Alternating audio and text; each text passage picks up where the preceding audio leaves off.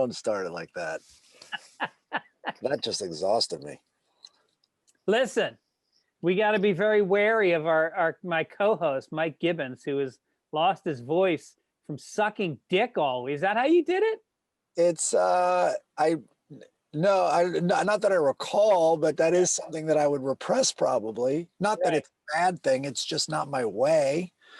No, but it also gives you a coating. There's a coating. The thing is, you're not swallowing. You're spitting. You need to swallow, and then the rawness. This is the start. Right. This is the start of our podcast. We want to thank. We have maybe the best logo yet this week. People are gonna already be sick of it at this point. No, I don't think so. I don't think so. But I love it. Rob Dukes, my buddy Rob Dukes out in Phoenix, who I just hung out with when I did my shows there last weekend. His girlfriend Melody, who's a graphic designer, made it for us. So we thank her. She's a sexy, hot bitch. Ooh. And I met two new friends. I've known him through the internet for about a year, and he wrote. Remember our song Sunday fucking the metal song Sunday fucking that's him. Easily one of the most popular. Yeah, he's in a huge metal band. I can't remember the name of them. I'm such an asshole. I think we talked about it last week too. Oh, all right, good. Yeah. So this is his girlfriend. Also, the song this week is Gordon Featherwax Studios. Came from. Yeah. I didn't hear the lyrics at first, so I thought, well, that's creative. People could just find instrumentals and say, I made a song for your podcast. You really have to squint to hear him say Sunday. He does kind of a Lou Rawls thing, but he forgot to turn the volume up. I do like the riff, though. Yeah, it's a nice groovy kind of blaxploitation riff. Yeah. Oh, all right. So my daughter had all 4 wisdom teeth pulled out a couple days ago. Got the picture. Sent it to my daughter. My daughter showed me. Yeah. And she was so excited to get drugged, and go under. Yeah. And of course, you don't remember it. You don't really remember it. Yeah. She came out, and I talked to her. I called her as soon as she got out, and I talked to her. And she was a little goofy, but she came out, and one of the nurses is Spanish, and she's fluent in Spanish. And she talked for her first 5 minutes. She talked only in Spanish. Oh my God. Yeah. That's hysterical. Yeah. And then she started talking about how this feels like I just smoked a joint. And Erin's standing there going like, shut up. Right. Maybe it just sound like Spanish if she's doing that Castilian or whatever the phrase is, right, where they all lisp in Eastern Spain. Yeah. My teeth. My wisdom teeth. Yeah, I think these kids raised on, and I do apologize for my voice. I'm going to try to, and I might be clicking with a lozenge in my mouth, but yeah, I have this head cold, by the way. How do you catch anything when everybody is wearing a mask? I don't know. My girls think these are signs of COVID, but I really have been locked down. I've been very stressed. I had a script due yesterday. How'd that go? It's due Monday now, wow, but they don't know it. Do you think if that's you had how well to, it went. Do you think if you had to hand in a video of you masturbating, you'd actually write a script to kill time? That's an interesting flip. Hmm. I told you when we were warming up here, talking and me losing my voice. That was a good idea to have a mini podcast before the podcast. That I read this article and it said, try this self-help and emotional intelligence trick. When you're beating yourself, that voice in your head, replace the word you with I. So when it's like, you mean I with you? How am I going to do this? Why am I such a disaster? Replace it with you. Like, how are you going to do this? And it gets you some cognitive distance from the problem. Yes, I like that. But I already do that because I'm always like, you are such a piece of fucking shit. Look at you. Look at you. You said you were going to wake up early. You said you were going to get the script in on Friday. You're worthless. Yeah. You're a fraud. I never say I'm a fraud. I'm saying you're a fraud. Yeah. I think that's even worse because it's objective. The other way you can go, I'm being hard on myself. And that way you're like, no, I'm trying to be a stranger observing me. Well, I remember once I don't know where I heard it, but I went and looked at journals, like when I used to do that stuff in my 20s and 30s. And it was very interesting what voice I would choose to do. Like, all right, you got to, you got to start, and I think a lot of people write in their journals, like, you got to start waking up early, you got to exercise, you got to, like, Yeah. and it's you. But then, of course, there's always the what am I doing that pops Yeah. up in every journal. Right. Yeah, I just read a thing this morning that says if you want to do something, journaling is huge. Even if it's like you've got a calendar and you make an X every day that you ran or worked out, if that was your Yeah. resolution, because then you start really, if you're not going to do it, you think about that X and it can actually motivate you. A year ago at Christmas, I think when I was Christmas shopping, I saw it. And of course, anyway, I bought it for myself.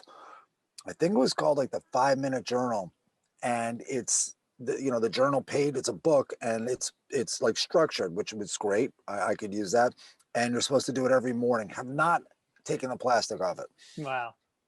Yeah. So anyway, getting back to the teeth, these kids who have grown up on TikTok and Instagram, like my daughter was like, "Oh, I so want to get my wisdom teeth out. It's so much fun." I'm looking at her. She's like, "It's so much fun." Like, Yeah, right. you get all like, I'm like, I go, those people are very heavily drugged for a reason. Yeah. It is painful. Yeah. So yeah, and they also like the idea of eating pudding and rice pudding and whatever. But I yeah, think the novelty wears off pretty fast. She's fine though. She's not in too much pain. good. They also gave her a 2-day shot now. The Novocaine actually lasts for 2 days. So that ends today. All right. Speaking of how long drugs last, is the whole country under the impression that, like I learned this morning, the vaccine might last a year? Oh, no shit. Really? And when I read it, I'm like, oh, that's probably a theory. And the article was about Moderna, and they're like, yeah, Pfizer stats seem to think that too. It can last almost a year. And I'm just like, oh, I go, has the country fully processed that?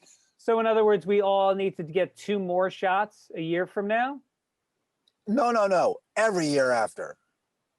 Wow.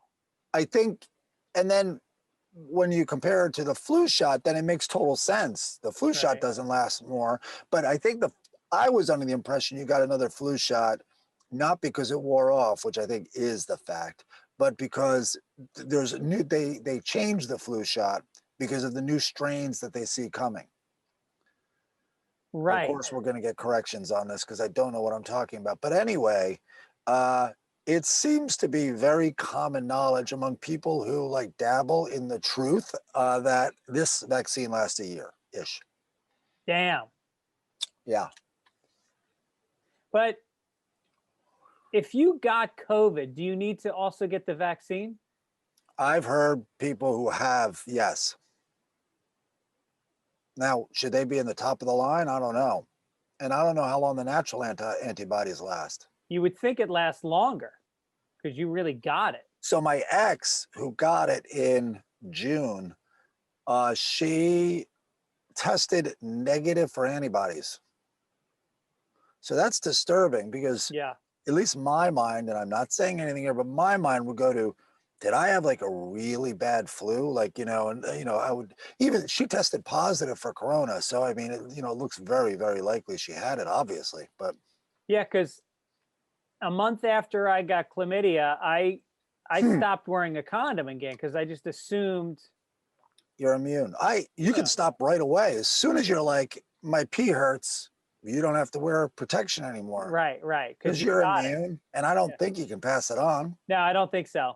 As long as you pull out or just do anal. This is the dirtiest Sunday papers we've ever done, Mike. But I'm thinking you're getting a lot of that credit. Good for you. You mentioned corrections. We had a few last week. No.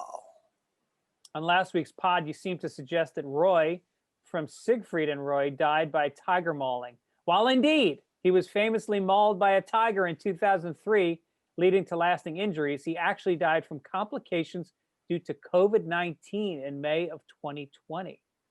Thanks, Brian G, who wrote that. I was trying to give him a little cover there. No, I totally forgot. And it was recent. Yeah, May.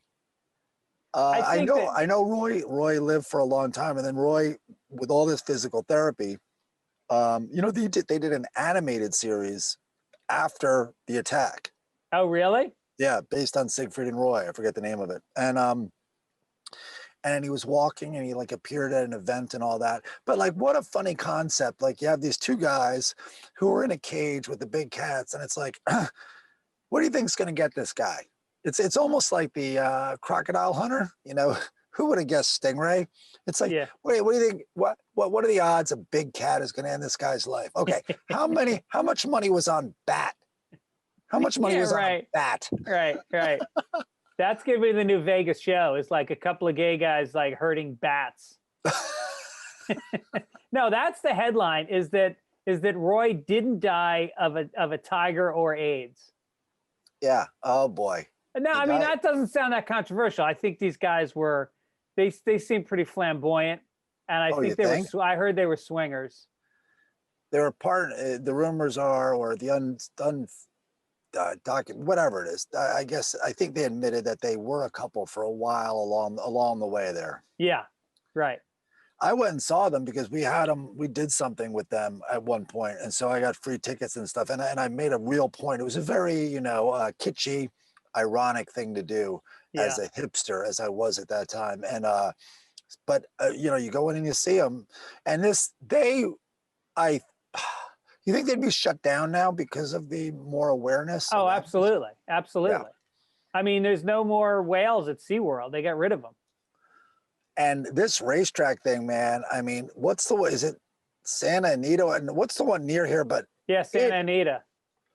It is, and 2 died in training like last week. Yeah. I know. It's a shame because I fucking love going to see the ponies. It's so much fun. So now we'll just have to bet on the dogs. I told you one of the funniest things was HBO had that show, big launch, lots of money. Luck. What, Luck? Yeah, I think it was called Luck. I mean, Dustin Hoffman. Dude, it was a great show. I loved it. Yeah. So a horse died on the set or whatever, and then like another one did. And anyway, I don't know all the details, but I believe there were 2, maybe a little more.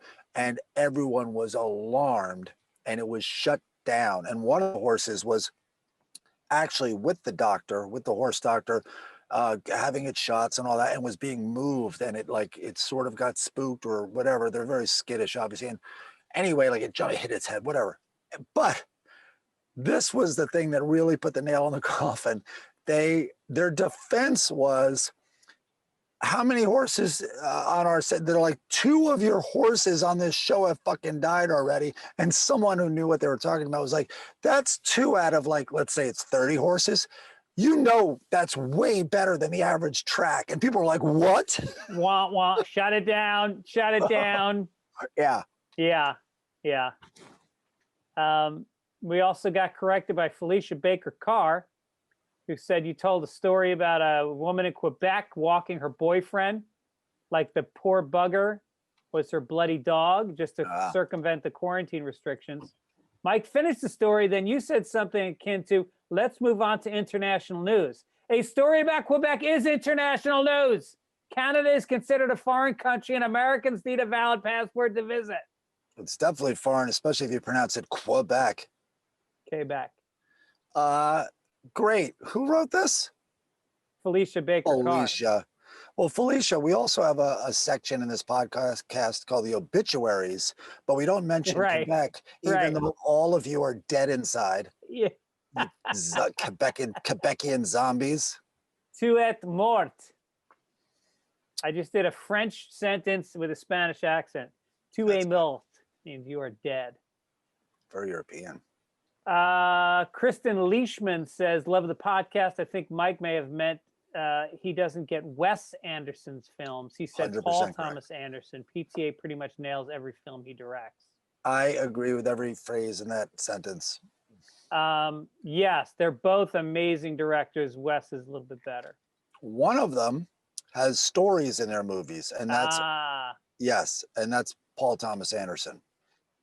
Like yeah. imagine, here's the comparison. Imagine There Will Be Blood and just really lean into those amazing, I'll give them that, amazing characters and take out a lot of the story and what you're waiting to see happen. Mm. And also make it longer, way longer than it needs to be. Tim Keefe says, the singer that Mike was trying to think of while talking about a hunger commercial is Sarah McLachlan. Remember her? She was fucking great. She was like one of the first kind of soulful singer-songwriter chicks in a while. There had been like kind of a dearth of it. Because, you know, you used to have like Carole King and Joni Mitchell and, you know, what's her name? Uh-oh. Here we are again. The Year of the Lil. This is from Chris Denman, who is still reeling from the Capitol. He calls it loss. I know. He calls it a loss. They're not going to give up, though. Of life. Which year was the Lilith Fair was your favorite, Mike? He says. We have a Google Doc, by the way, in case you guys are wondering that we all wasn't write that in. sensitive. But no, Sarah McLachlan's cool. She has a good sense of humor, too. She's like, I think she's like lent that kind of song to parodies and stuff. Yeah, but that resurgence of female singer-songwriters was really great. Yeah, I love the Indigo Girls. Paula Cole. God. I did not like the Indigo Girls. No? No, I thought they were really like, they're a bar band. They should have stayed there. Listen, they're fine. I thought they were overrated. That's all.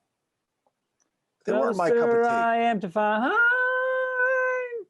Yeah, that was all right. But a lot of times I found like the lyrics were really heavy-handed and they were really trying to be Dylan-like and whatever. Anyway.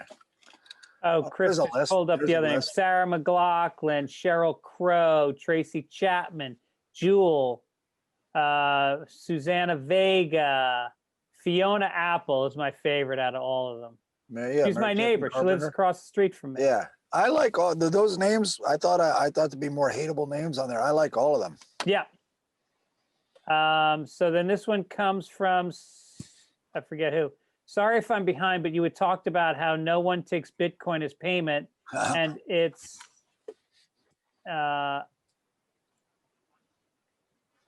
sorry, the script is jumping around because Chris is losing his fucking mind with the goddamn Google Doc. He made a new Trump flag again. All right, we get it. So the companies that accept Bitcoin now are Wikipedia, Microsoft, and AT&T. 36% of small, medium businesses accept Bitcoin. That's amazing because if you accept a payment in Bitcoin and then it dives by 30%, which it did a couple weeks ago, you just lost 30% of the value of the payment. Yeah, they're betting long. I guess these businesses are betting that it's going to go up, or they wouldn't be taking it. I guess they're betting that it's long like I am because the second I bought it, plummeted. Yeah, it's down to 33 now. You bought it at 40? I bought it whatever the top of that bounce was. That's when I move. I got some tour dates coming up after the pandemic. March 20th. Kansas. You're supposed to be in Kansas City right now, right? I canceled Kansas City. I apologize. We're doing that in May, and I canceled Portland. We're doing that in September. But I am with a tentative dates in Raleigh, North Carolina on March 25th through 27th. San Francisco Punchline, April 29th through May 1st. So we'll see. We'll update you, but those look like they'll probably happen. You know what else is going to happen, Mike? What? You're going to get a stiffy. I'll tell you why. Ooh. BlueChew sent you a package. Did you ever get it? No, not yet. What? Really? No, I got to sign up. Dude, I'll give you a fistful. They sent me like, I thought they'd send me an envelope with a few in it. I couldn't even carry it in the house. And plus, because I had an erection. Oh. And just from touching the package, this is strong stuff. It's strong and it's chewable, Mike. You don't have to worry about slogging down a pill while your girlfriend's looking at you going like, why are you doing that? No, surprise her with some wood. Yeah. It's the active ingredients are sildenafil and tadalafil.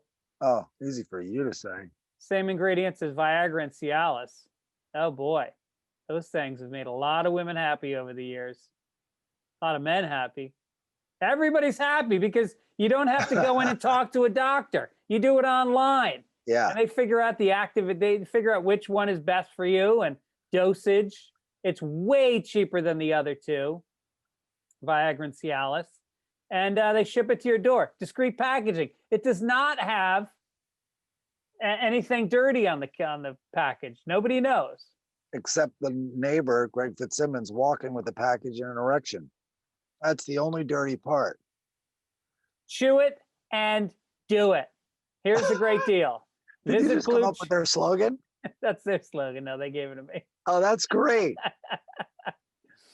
Here's a great deal. Visit BlueChew.com and get your first order free when you use promo code PAPERS. Just pay $5 in shipping. That's BLUE Chew.com, promo code PAPERS. Do it, people. I've used it, and I'll tell you something. It is a great Saturday morning, afternoon, and evening. Chew it and screw it. There it is. Here's another ad I'm excited about. They're a sponsor of the show that we love, ExpressVPN. ExpressVPN is it's a VPN which allows you to go on the internet without sharing your personal information. It's also, which if you don't have, it's like taking a dump and not closing the door. Somebody's going to pay you. When I was in Arizona, I was trying to watch the football game, and I couldn't do it from Arizona because for whatever reason, they weren't covering it live. So I'm sorry, I'm on YouTube TV. But when I changed my address, you can literally say where you are. You can make it up. You can say you're in London. You can say you're in LA. So when I put in that I was in LA, suddenly it streamed the game for me. You can pick up programming from other countries that Netflix has there and doesn't have here. It does a million great things. It's cheap as hell. It's so worth it. If you're not doing it, you're insane. They're selling your information to ad companies. So this way you get an encrypted tunnel between your device and the internet, so your online activity can't be seen by anyone. It works on phones, laptops, even routers. So everyone who shares your Wi-Fi is protected.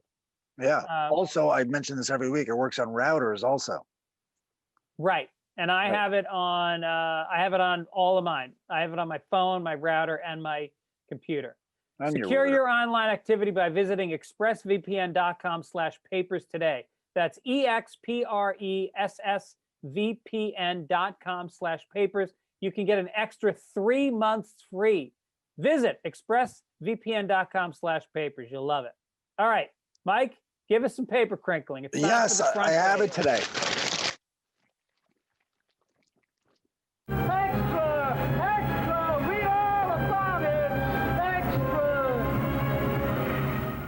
Oh, that's a crisp new paper. It's a great one. It's raining, but so I have this head cold and it's raining. I feel like I'm in the Northeast. Followers of the baseless QAnon conspiracy theory are divided after Joe Biden's inauguration confounded their predictions that Donald Trump would remain president in order to punish his enemies in the deep state.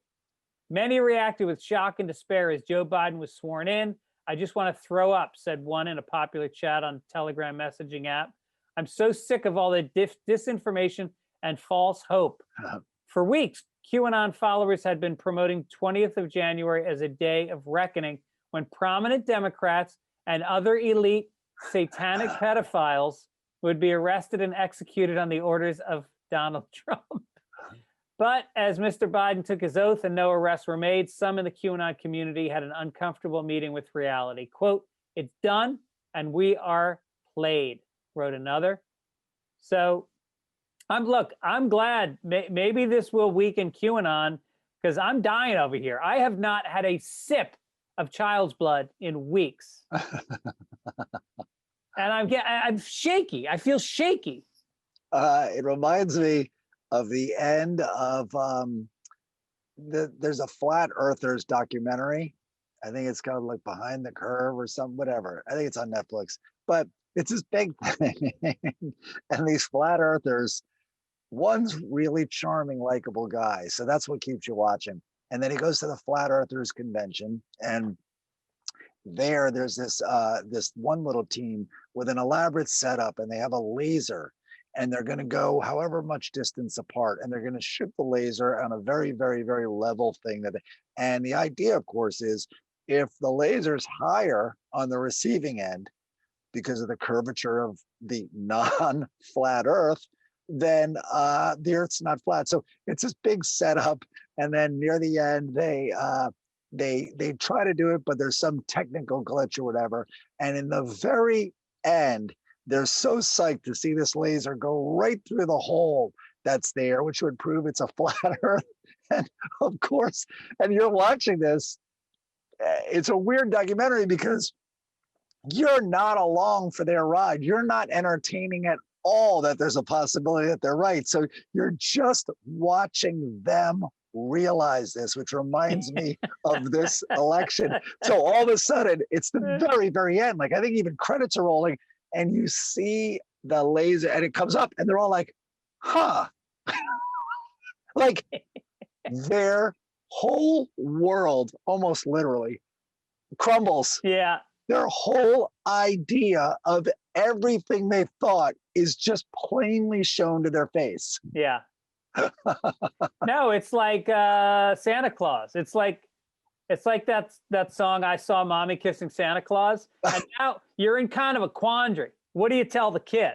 The kid's a little bit traumatized.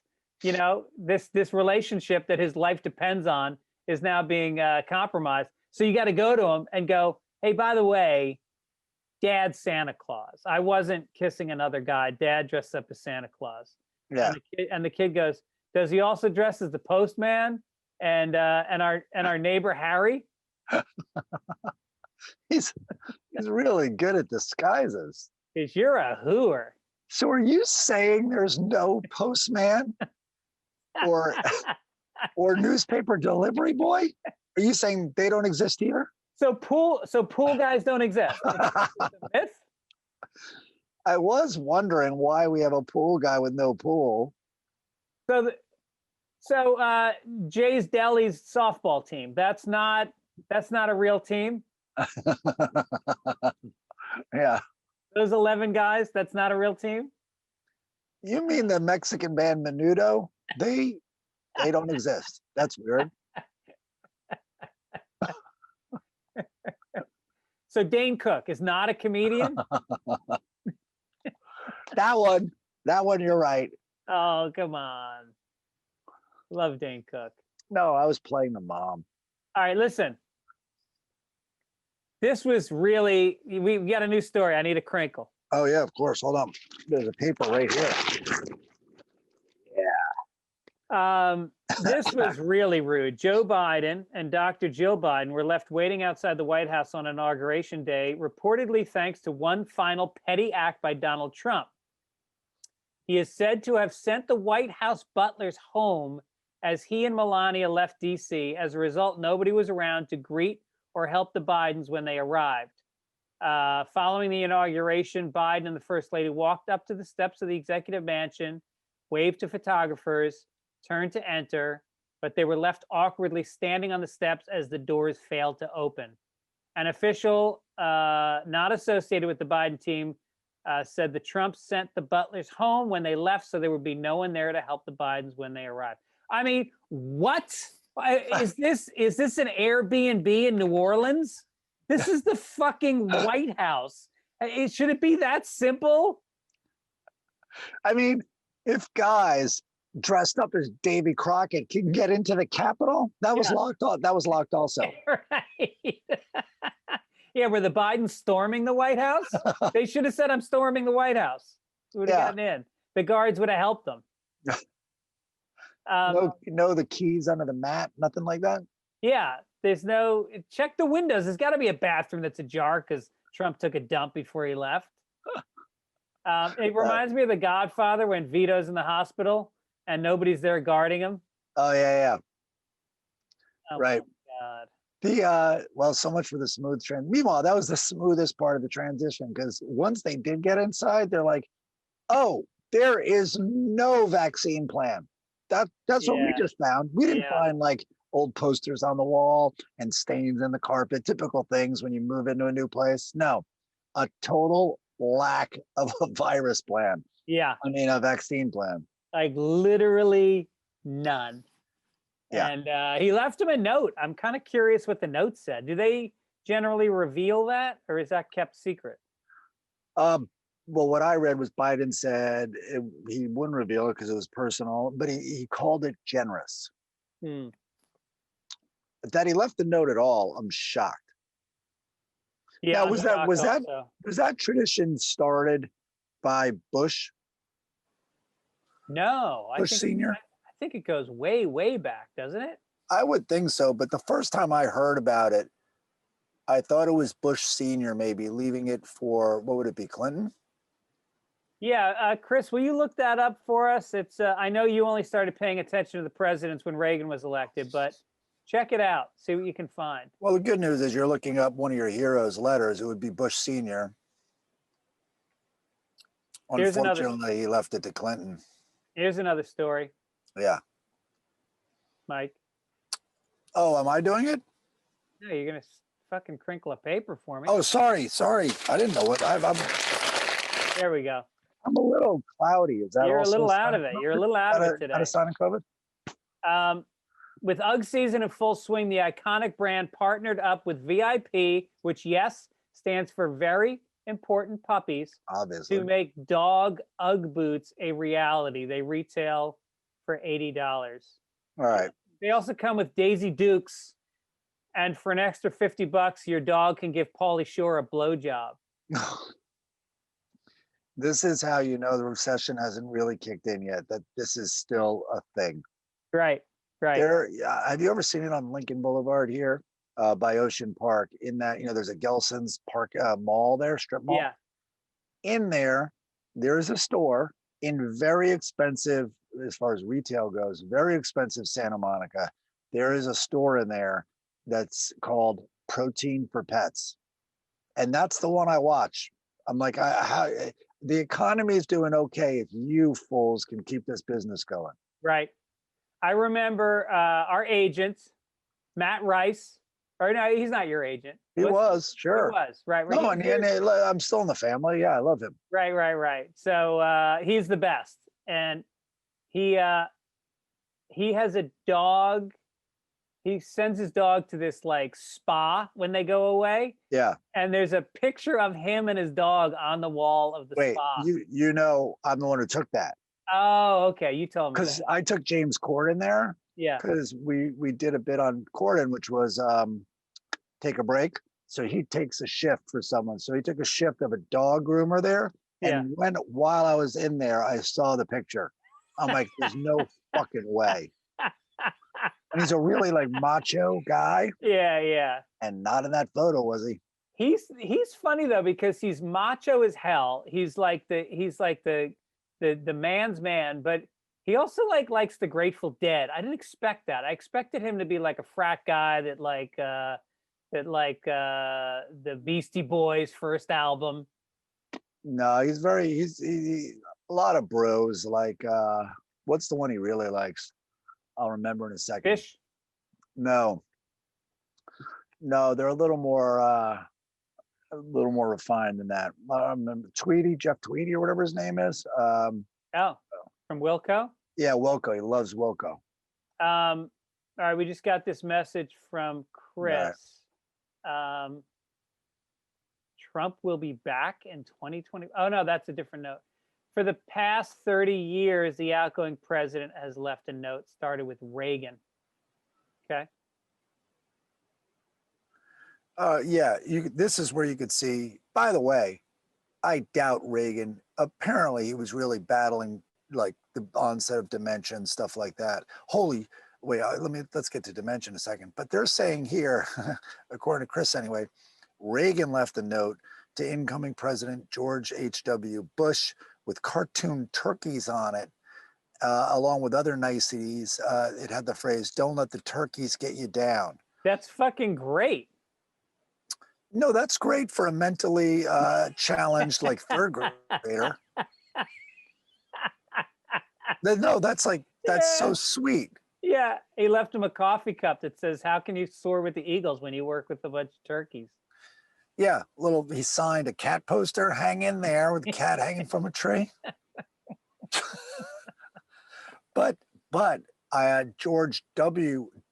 George H.W. Bush in turn left it for Clinton, and that I think is a rather famous one. That was like very well written. You're basically recognizing, however you look at this, you are my president now, and you have my full support. And it was great. Do you Even though I think hated George H.W. Bush, when he made the pictures of the turkeys, he did it by tracing his hand? That's a little advanced for Reagan at that stage. All right, let's hit some international news, Mike. Oh yeah, hold on. Oh, it's over. International section is. I have to reach all the way. There you go.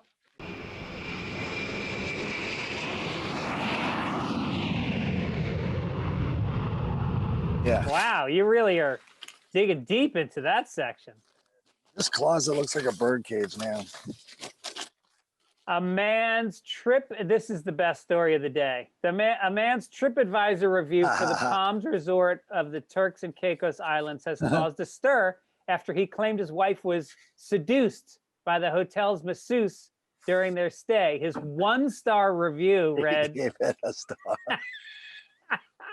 "My wife and I went to this resort, water, sand, pool, service is amazing. Yeah, maybe too amazing. We had such a good time that I decided to fly home to get our son Tom to enjoy it also." First of all, what the fuck is that? You're having a blast on a beautiful beach resort with your wife and you go, "Let's go get our son"? Yeah, a little weird.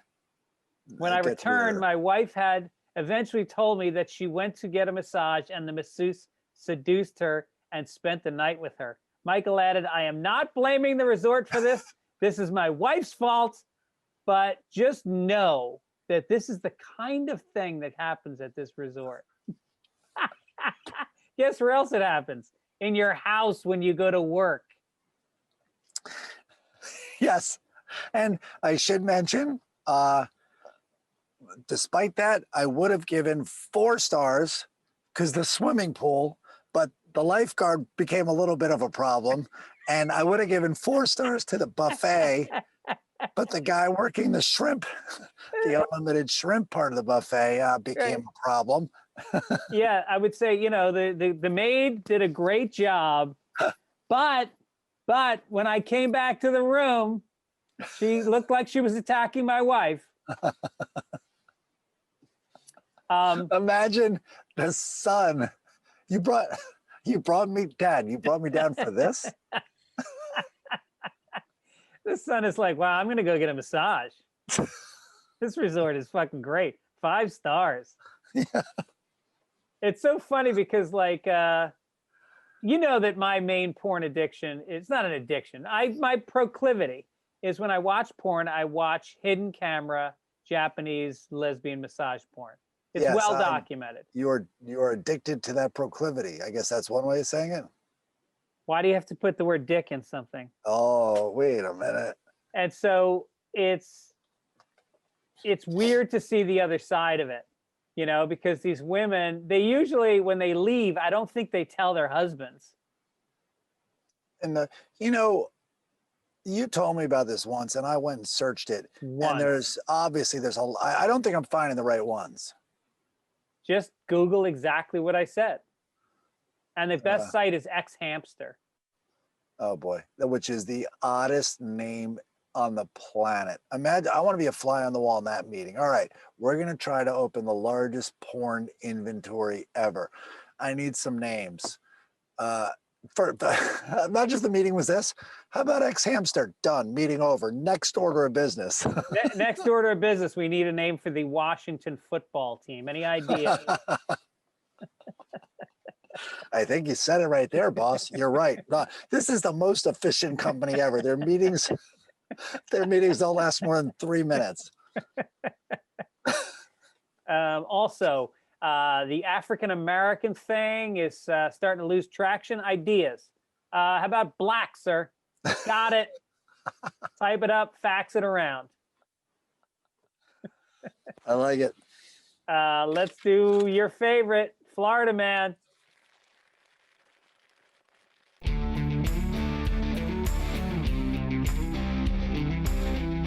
All right, let's see how my voice holds up. Cape Coral, Florida.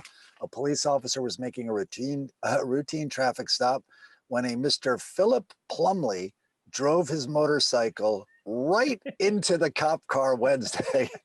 When Mr. Plumley hit the car, he flew off the motorcycle and landed in the street. He had to go to the hospital where investigators say his blood alcohol content was 0.225, which is more than 3 times the legal limit.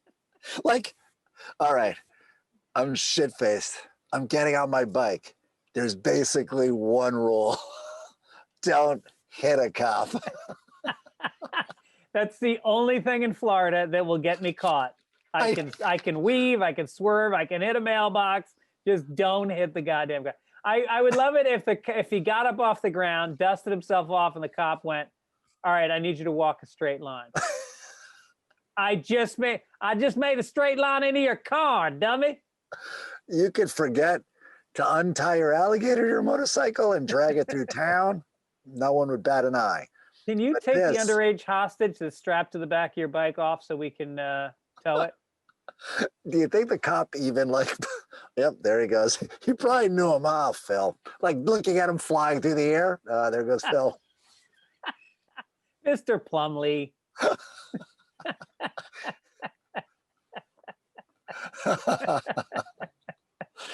Oh my God. All right. We got a lot of entertainment today. Let's get to it. Yes, sir.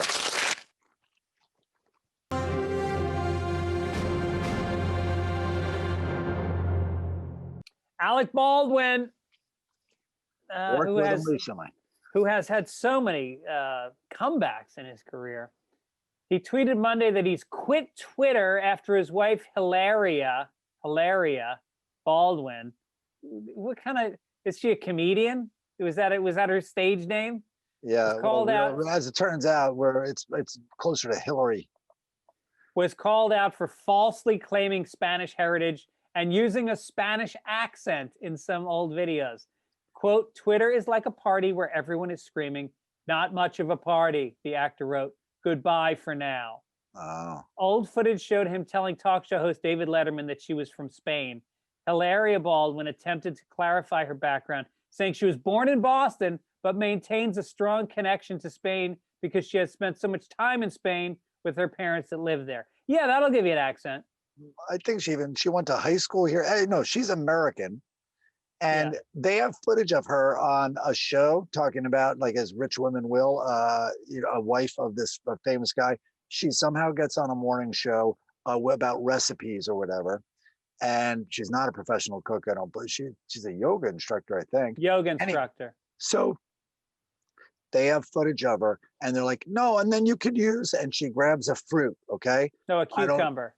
It was something like that. She's like, yeah. And she's like, how do you say? How do you say? No, what do you call this in America? She goes. Yeah.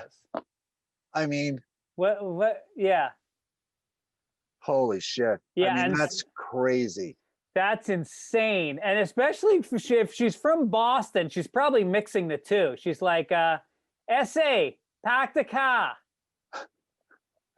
I mean, these kids are loaded with acting talent. I mean, they thought it was from one side. Yeah. I mean, to commit like that, that's incredible. Not to mention, but they're going to get deported. So that's the downside. Yeah. Right. But he is, I can love him. You know, some of his acting is just so amazing. He kills it on SNL. But man, he is a pompous douche. Have you seen his talk show when he had his talk show? Yes, I did. Unbearable. It's I recognize when I'm with someone like that, or I'm reading Woody Allen's book, like, if you're really funny, I have a soft spot. I mean, I think it's obvious. I think a lot of people do, but it's same thing. Like if whatever you're into, if someone is really into that, and then there's a negative side to them, it's hard to sort of coalesce both of them.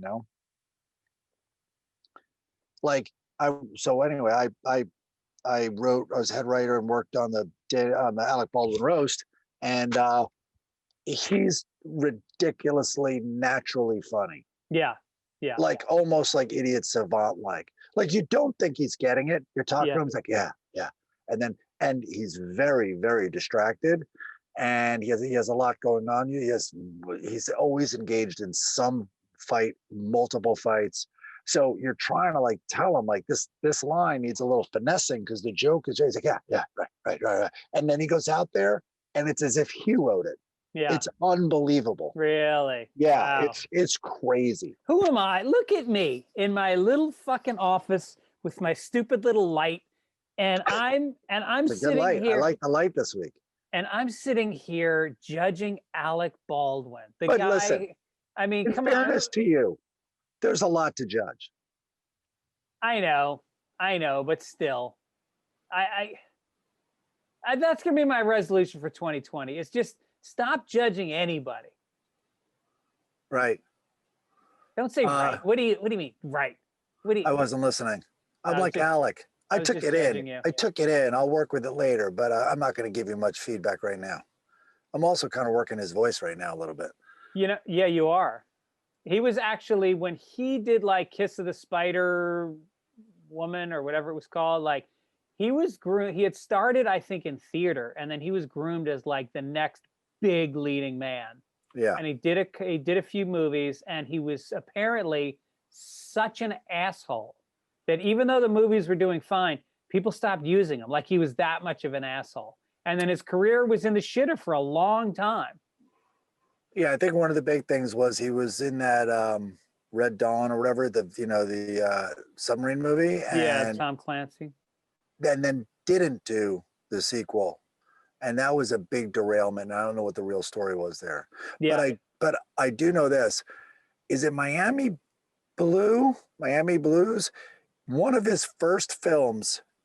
Definitely go watch, because he's a nobody. No one knows him as an actor, and he pops. He's like a quirky.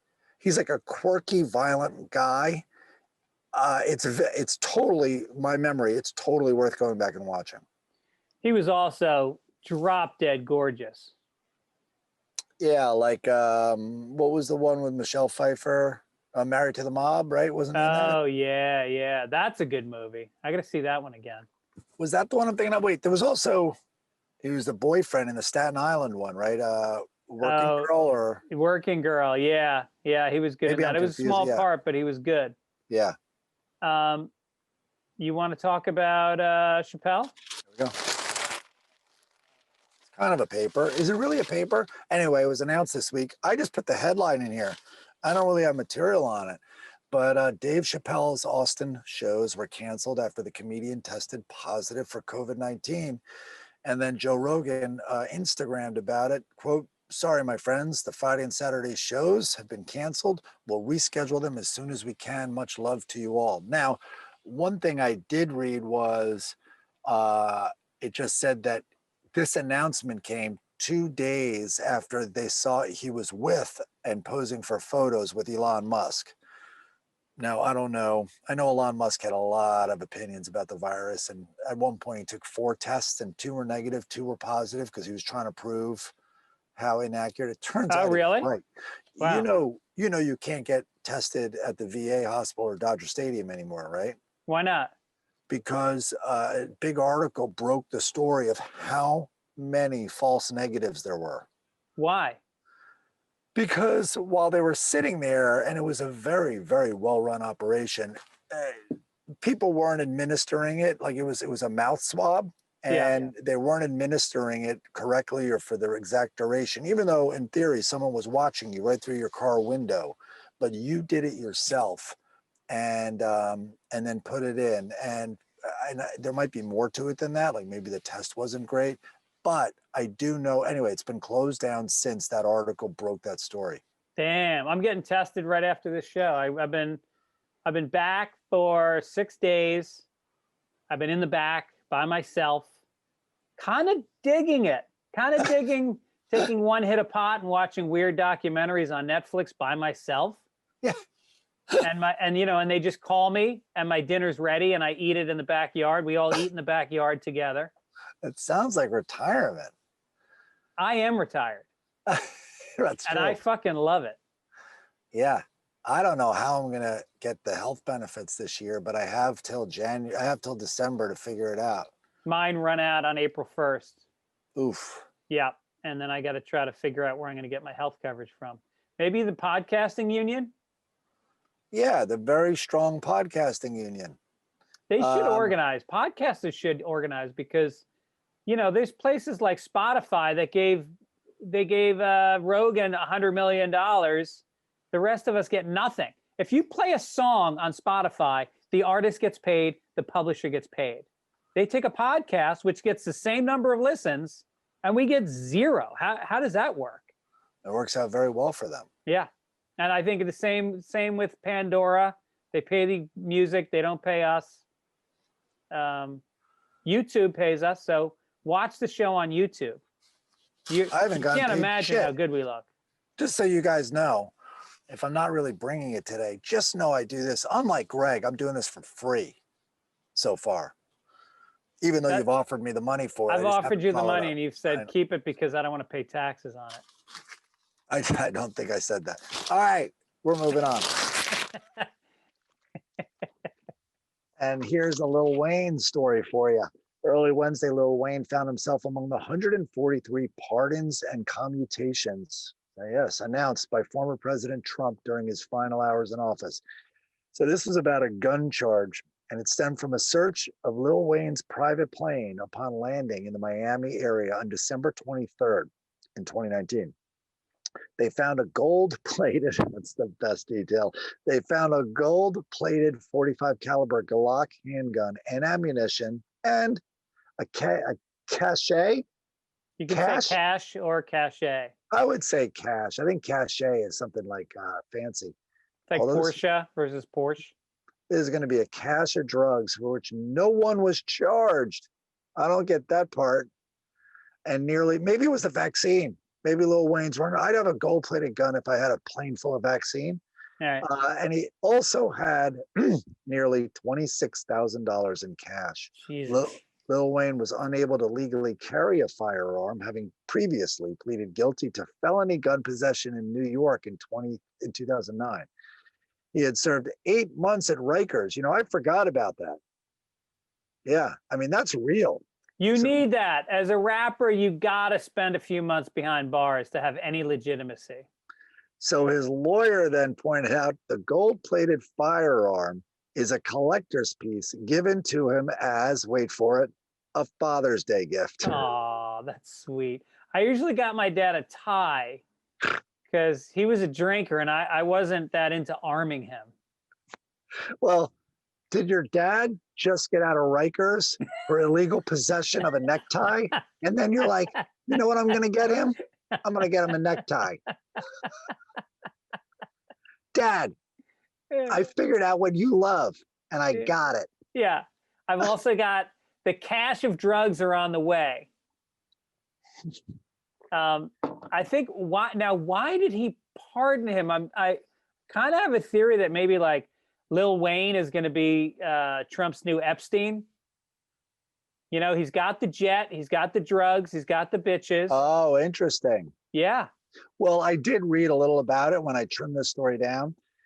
And they were in Miami, Trump and Lil Wayne, at some event or whatever. And Lil Wayne got private time with Trump. No kidding.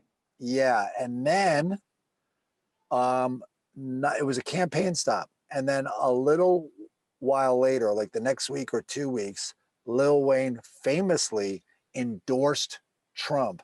And they believe that conversation was I can win this with the black vote. So I will give you a pardon if the needle is moved a little bit. Wow. But what's amazing to me is that Trump kept his word. Yeah, right. because it didn't get him elected, and that's the only reason he did it. So why after the election would he pardon him? And my only guess is because Lil Wayne would shoot the fuck out of him Exactly. with all his guns. Yeah, when you're pardoning a guy for owning a weapon, you don't cross him. Yeah. Now, if he has guns that are just for just because his son gave them to him. Imagine how many real ones he has. Jesus. Yeah. You got a little pardon. So Yeah. I watched, we always talk about shows that we've seen this week, and we had given you guys an assignment to watch The Night Stalker this week, which we both, and I think we also assigned Tell Me Who I Am. Yeah, we got a letter. Did you see that lady? She thought it was real downer and that we should have warned her. Which one? Tell Me Who I Am? I wasn't down at all about that. I was disturbed, but I wasn't down because I thought it was redemptive on some level. Oh my God, yeah. I mean, if you don't know, we're trying to do this without spoiler because I feel like this is a documentary that you should see with no advanced warning, because it's one of these things like, what was the one about the clown family that ended up being molesters? Yeah. Capturing the Freedmans. Yeah. It's like that, where it starts out about one thing and then it starts to evolve, and you just, I won't give away any of the details about it, but it really brings up the question of, if somebody dies, if somebody loses their memory, do you want to fill them in on their life, even if it includes horrible circumstances? Right. Do you think he was right to do it? Well, it's also like if you went back in time, do you, because it changes everything, do you affect things? It's kind of like that. It's a very it's almost like a sci-fi, it's almost like a sci-fi premise. Right. So he obviously had to tell him how the world worked and all that stuff and everything. But what was very interesting is, with all the memories one has in life, all of us kind of like the spotless mind, kind of premise, which is, would you like to lose? Would you like to not have some, whether it's that bad breakup or any sort of anything you've gone through in your life? If you could, would you like to be more selective about what's up in the old noggin? If you could erase one memory, which one would it be? Probably the first half of this podcast. I don't know. That's the first thing that came to mind. I mean, I'd start there. I'd also erase this past week and yesterday. I might erase 2020. I mean, how long of a list? How many do I get to pick? You get one thing. You get one thing in your life to erase. Oh, that's a very great question. We should open that up to listeners. Yeah, that'll be your question for next week. Write us at fitzdogradio@gmail.com or go to the fitzdog.com website and email me from there. What about you? If I could erase one thing. It's hard because... Well, can I say my dad dying and that would mean he's still alive? Right. I was just going to say, some things are very, I think we'll learn everything is very intertwined. Some might be simple, like a really embarrassing thing you said, you know what I mean? Yeah. But even that has ramifications, like if you ruined your relationship with a family member or whatever. But so your dad dying. Well, so what? All right, now we have the thing hooked up to your head, right? And we're going to zap you, and they're mapping your brain, and they found that memory. But is that what's going on? Are you losing that? Maybe you're losing just that pain associated with him passing? No, because it's ongoing. It never ends. They can't. We're talking about Greg Fitzsimmons' brain. This little setup in some shitty, dirty garage, like some illegal abortion. They can't bring your father back to life. All right, then I would get rid of. I used to host a game show on MTV called Idiot Savants. I had so much fucking fun doing it. It was a really cool, fun show. And after the second season, or we had done one season and we were starting to, we had filmed a bunch of episodes for the second season. I did an interview with Time Out New York magazine where the writer really set me up. She drew me in, made things very intimate. We were friends. And I said some stuff off the record about how I never really wanted to be a game show host. And this is because I was at the point in my career where it had just started. You know, I'd been doing stand-up for like 7 years. And all of a sudden I had like my break, which wasn't the game show. It was going to the Montreal Comedy Festival, and I had a development deal for a sitcom, and a bunch of stuff was happening. And I was afraid that doing a game show would kind of pigeonhole me and I wouldn't be able to do other things. Yeah. And I said that to her kind of off the record, and she made the article all about how I was embarrassed to be doing a game show, and they canceled it. MTV canceled it. Yeah. Because we were kind of on the bubble, and that apparently put them over the edge, and they canceled it. Well, what most people don't realize is all of us had that game show has been removed from our memories. But wait a minute. Not January Jones. January Jones was the prize girl in the pilot. Oh my God, I forgot. From Mad Men. Yeah. We did forget that. Wait a minute now. Did she betray you other than a feeling of, like, did she go off the record? Did she, or enough was on the record? Put it this way. She first wanted to do the interview naked in a spa on the Lower East Side. That's not true, is it? Yeah. Wow. And Aaron wasn't comfortable with that, so I didn't do that. So it was like she was friends with comedians, and at the same time, I think she was looking for. She actually ended up writing a really good book about Bill Hicks. Her name is Cynthia True, and we're on good terms since then. But I felt a little bit like it was a fine line about whether that was on the record or not. Got it. All right. I guess you know. Here's an interesting part of this. If you were really exploring this. All right. So let's say it's your dad. The memory. So in your brain, they've mapped. And you can see this pain center, and that pain center is the pain you experience with your dad's passing, right? So they removed that. But now what they've removed is also the good memories of your dad, because those actually are probably what caused a lot of the hurt. Right. So now that's the bargain that you have, is you're going to erase good memories. No, I wouldn't do that.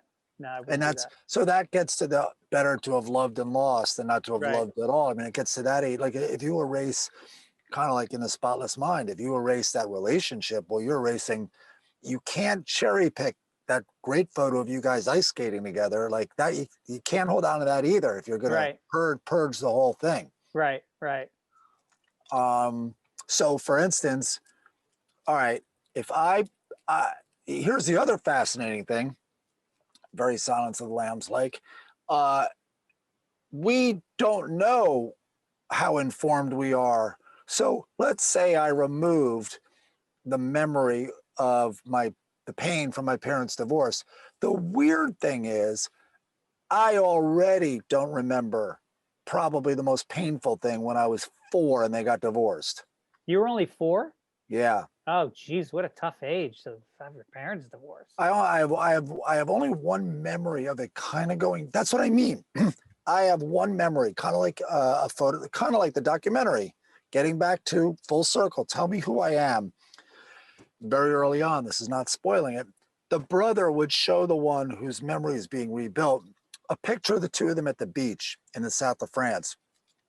And what he did, very much like Blade Runner, when she had an image of implanted of her childhood, he would build memories. Just he only had the photo to work on. So he would build memories on this beach vacation with his brother and then buried in the sand. So I have one memory, which is incredibly painful, which is my dad dropping us off on a Sunday night. And it must have been the first. And he was leaving, and I remember we were all in the living room, and then we were just like, "Wait, what do you mean you're dropping us off?" And my mom, I saw like leave the room, and my dad sat against the wall, and he had both of us. And God, Laura was 2.5 or 3, and he had both of us on his legs as he sat against the wall on the floor. And I can just it's amazing. I'm not crying now. Like I could just feel right now, even as I talk about this, how painful that was. Wow. And then watching him through the window walk to his car. Jeez. So, but how many don't I remember? I don't remember what happened in the next 5 minutes. I don't remember what happened the next month. Yeah. You know what I mean? Like, Right. but it was one of those as a kid, just the purity of not accepting it. Like, fucking work it out. Like, what are you talking about? Yeah. Yeah. No, at that age, that is your world. Your survival depends on these two people being together. You know, And there was no examples. Obviously, I wasn't even in school yet, really. I don't, and even then, their divorce was fairly, not that common. Yeah, right, right. No, it wasn't. When we were kids, it's not like today. I mean, I did not have that many friends whose parents were divorced. People stayed together. None of my relatives. I have 21 first cousins, and only one of them has been divorced. Wow. Yeah. Alcohol. I mean, there's a lot of that. Yes, there's a lot. I think the domestic violence kind of calms things down. It's like it's like exhaling, just once in a while. By the way, they haven't figured out. They're constantly removing memories with alcohol. Yeah, right. No, but that's what, in a way, that's what alcohol is. Yeah. Yeah. Memory eraser. Well, I think that's also why people have big weddings, because you take a bunch of photos, you dress up, you look your best, you feel your best, you get a band to make you dance, and then you kind of hold on to that.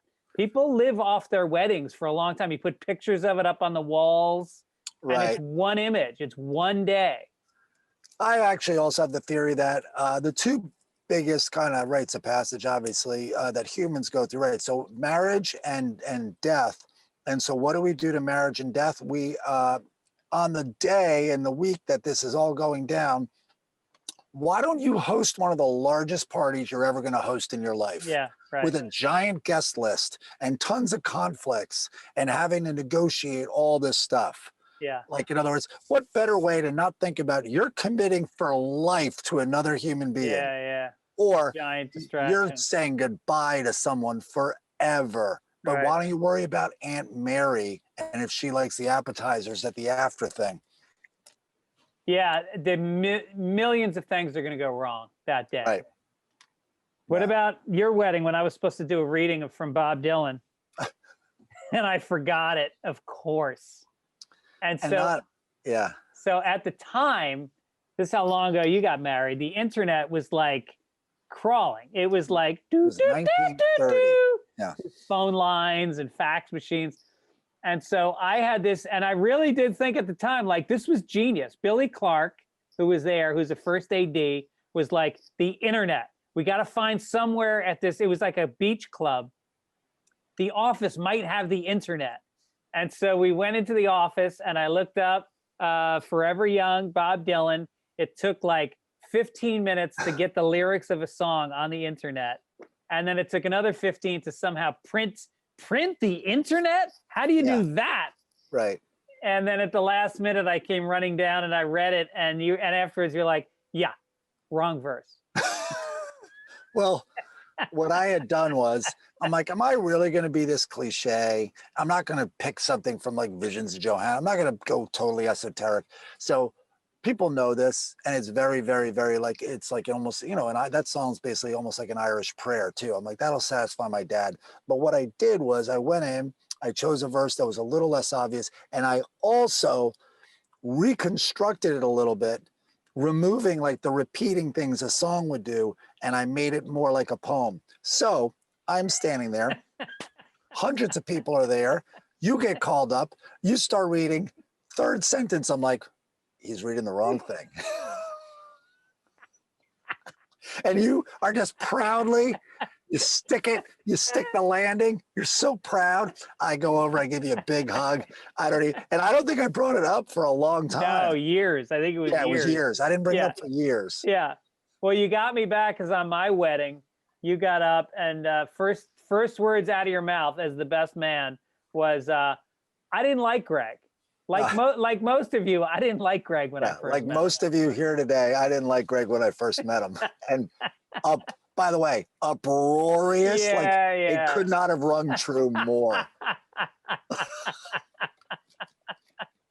I was a little overwhelmed by the reaction. I thought it'd be like a snicker. No, thoroughly unlikable. Well, most people had met you when you were drinking too and incorrigible. Yeah, but now I'm encouraged. All right, Night Stalker. We spent a lot of time here, but I was mixed on it. It's unbelievable story.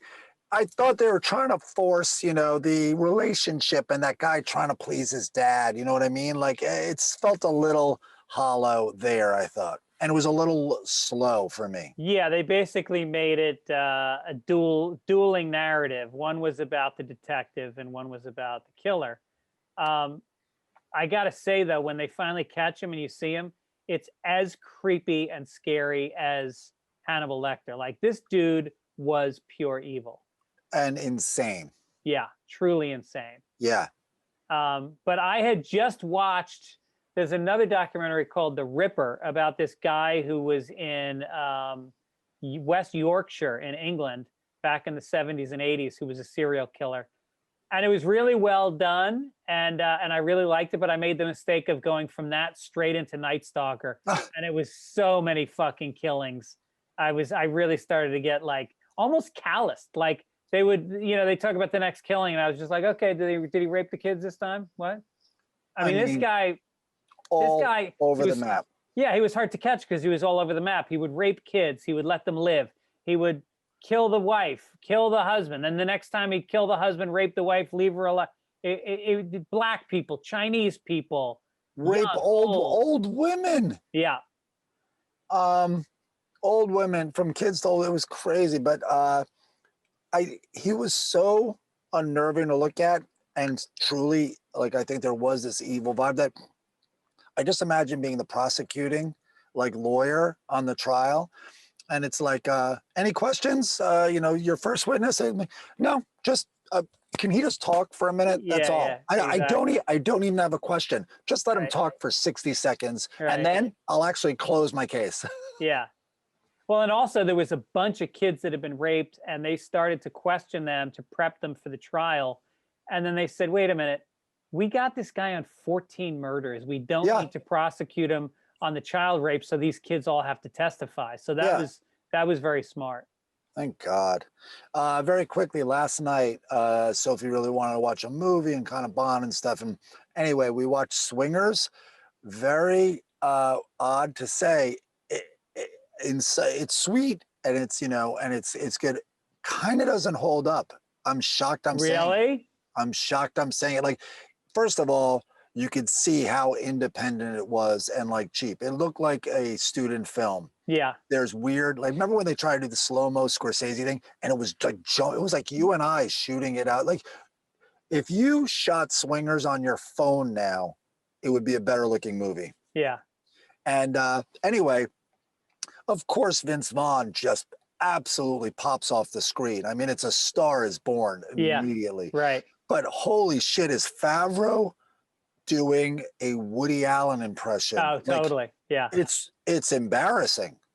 I mean, God bless him. He was a real, he's a genuinely funny guy, and I like Favreau, but he should have been yes, I can imagine. I heard on a podcast you talking about, it's hard to get a tell his voice out of your head. When there's such an influence and it's so right and strong, it's hard not to channel that. But Jesus, you're making a movie. You can't do Woody Allen. Yeah, a lot of people have done Woody Allen over the years. I think Richard Lewis did it a little bit. I mean, he made it different, but it was that same idea. But who else does Woody? I'm trying to think. There's somebody else that does Woody Allen exactly. But it's odd, and it really unnecessarily long scenes that you're wondering, why are they and I've always thought, because Favreau wrote it and co-produced or whatever, but he didn't direct it, and I'm sure he didn't edit it. And I wonder, that would be a good thing to gently bring up. Everyone would like another shot at editing things, kind of like erasing our memories. And oh boy, it would be give me a half a day in the edit bay with that movie, and I'll give you, I don't even need new footage. I'll give you such a better movie. Yeah, yeah. Speaking of perfect movies, we asked you guys, because we named a couple that were perfect. We asked you guys, Dennis Gibbons, our friend Dennis. Gibbons.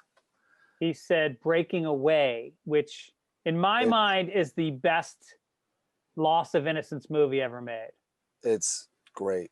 I remember like it was a big deal when I showed the kids that movie. It was like a movie that I always had in my head that at a certain age, I'm going to watch this movie with my kids. And they were very affected by it. It's just beautiful. It's great. It's and it's not even, you know, you say loss of innocence, like it's not even that. It's just subtle. It's not like a big thing. You know what I mean? It's not like you're talking about, oh, this guy gets raped. Like it's just a beautiful, heartwarming, small movie. And it really, and I went back and I did the same thing. I watched it with my kids and I was worried. It's kind of like Swingers, because what happens when you watch it with someone who you've built it up to, you know, everything feels long, and it's not a long movie at all. Yeah. And like movies of that age, it's usually you're expecting to be slower paced, and it really was perfect. Yeah. All right, let's do some sports. Oh boy. Oh geez. This section right here? There it is.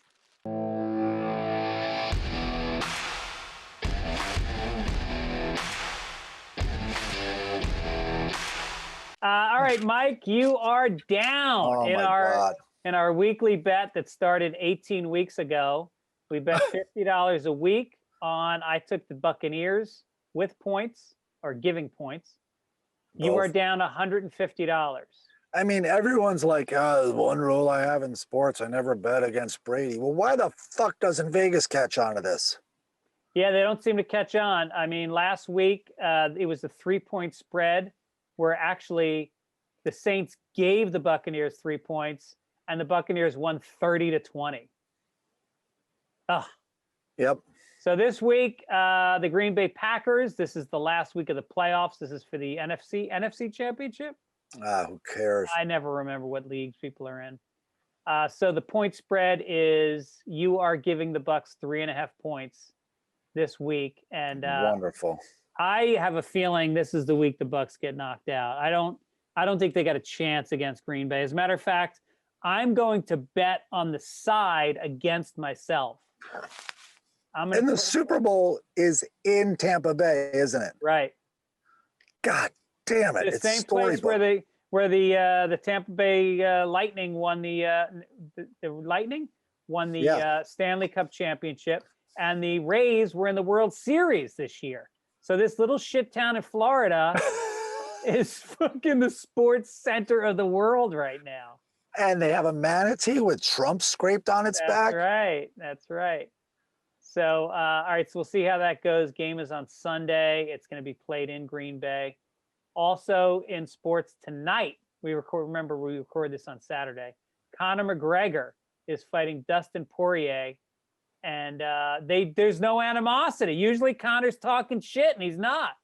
He might be talking shit, but they had a weigh-in, and it was all lovey-dovey. The guy gave him a little gift, and I guess Conor donated to the guy's charity, like a lot of money. And $500,000. So I don't know about this stuff, although I really did enjoy the documentary on Conor McGregor. Did you see it? No. Oh, dude, he is a charming motherfucker. Really? I mean, I'm saying the obvious. As anyone who's even knows a little about him must be bored stiff right now. But, dude, watch that documentary and watch it with the family even, because it is about a guy. His outlook is so positive and obviously confident and very cocky. But, and then Chris here, because Chris, when he's not in his QAnon chat rooms, is organizing cage fights. He said, I guess Conor was on welfare right before he got in UFC. And I do cover that poor stuff. Hashtag Patriot Party. Anyway, like I didn't even know these two guys fought before. I saw the weigh-in. I saw it and I clicked on it and watched news on the weigh-in. The other dude, I showed you the photo before the podcast, is so much wider. They're the same height. And I'm like, there's no way they weigh within 5 pounds of each other. And I think they weigh within 2 pounds. But I'm like, this guy, if you just watch the weigh-in, all the money would be on the other guy. But both of them, they've got their arms around each other's shoulders. The fucking abs on these guys are insane. Their ab rippling starts at their nipples and it goes down to their balls. It's insane. The other thing you learn in the documentary is how hardworking Conor McGregor, because I thought there was maybe a little bit about, almost like the Brad Pitt gypsy in that movie. Like, it's like, I can beat anybody. I have the natural God-given talent. Oh man, the furthest thing from that. He makes no excuses. He got injured during the documentary. Like, he is a hard worker. Yeah. Well, welfare will do that to you. That's why we got to have welfare in this country. Let's go to science. All right, here's the, wait, I got it right here.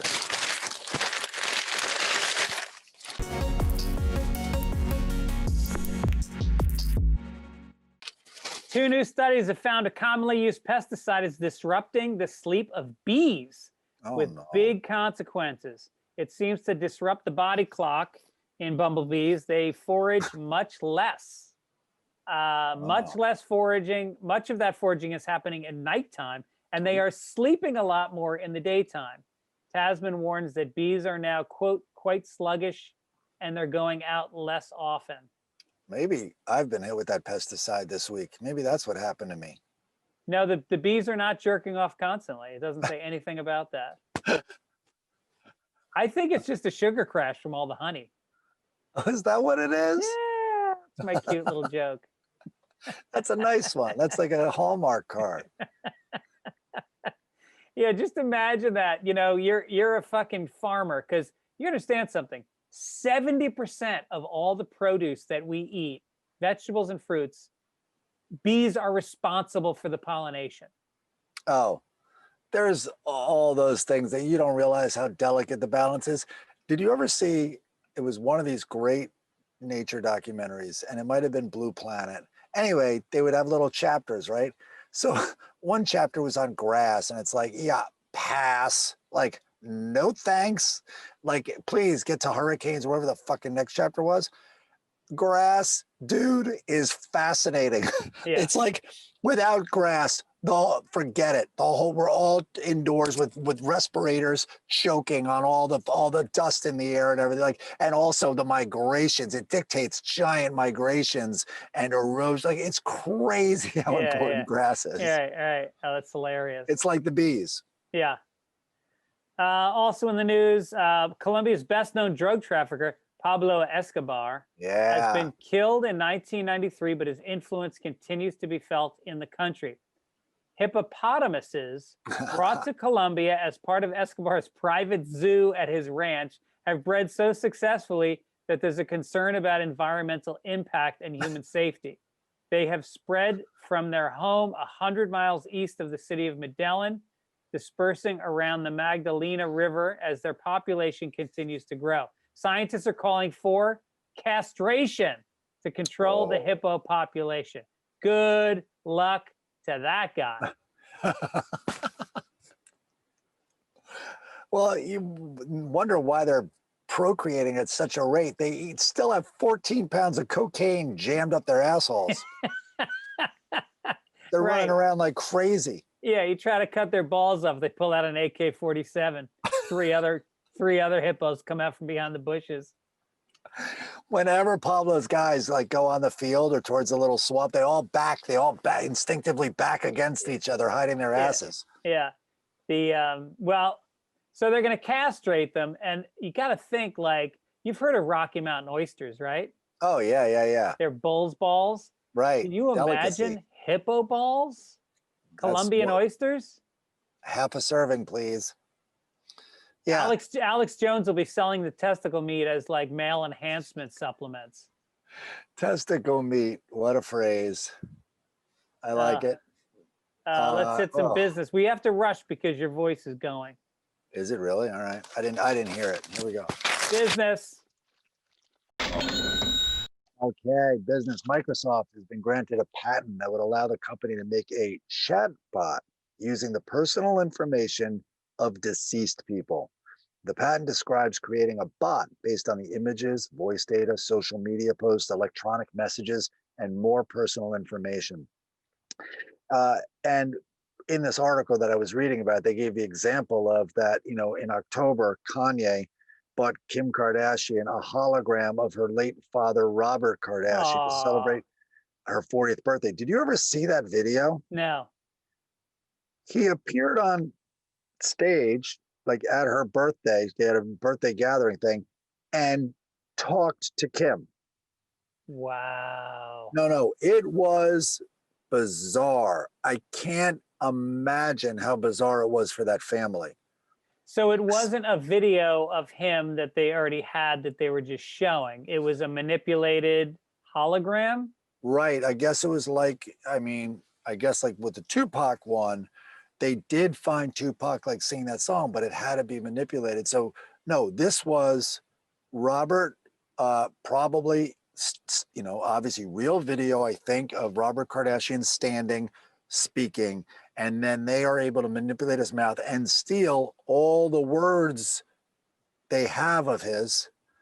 I think that's how it was done. I don't think they got an impersonator to bridge the gaps, and I believe they made him speak a new message.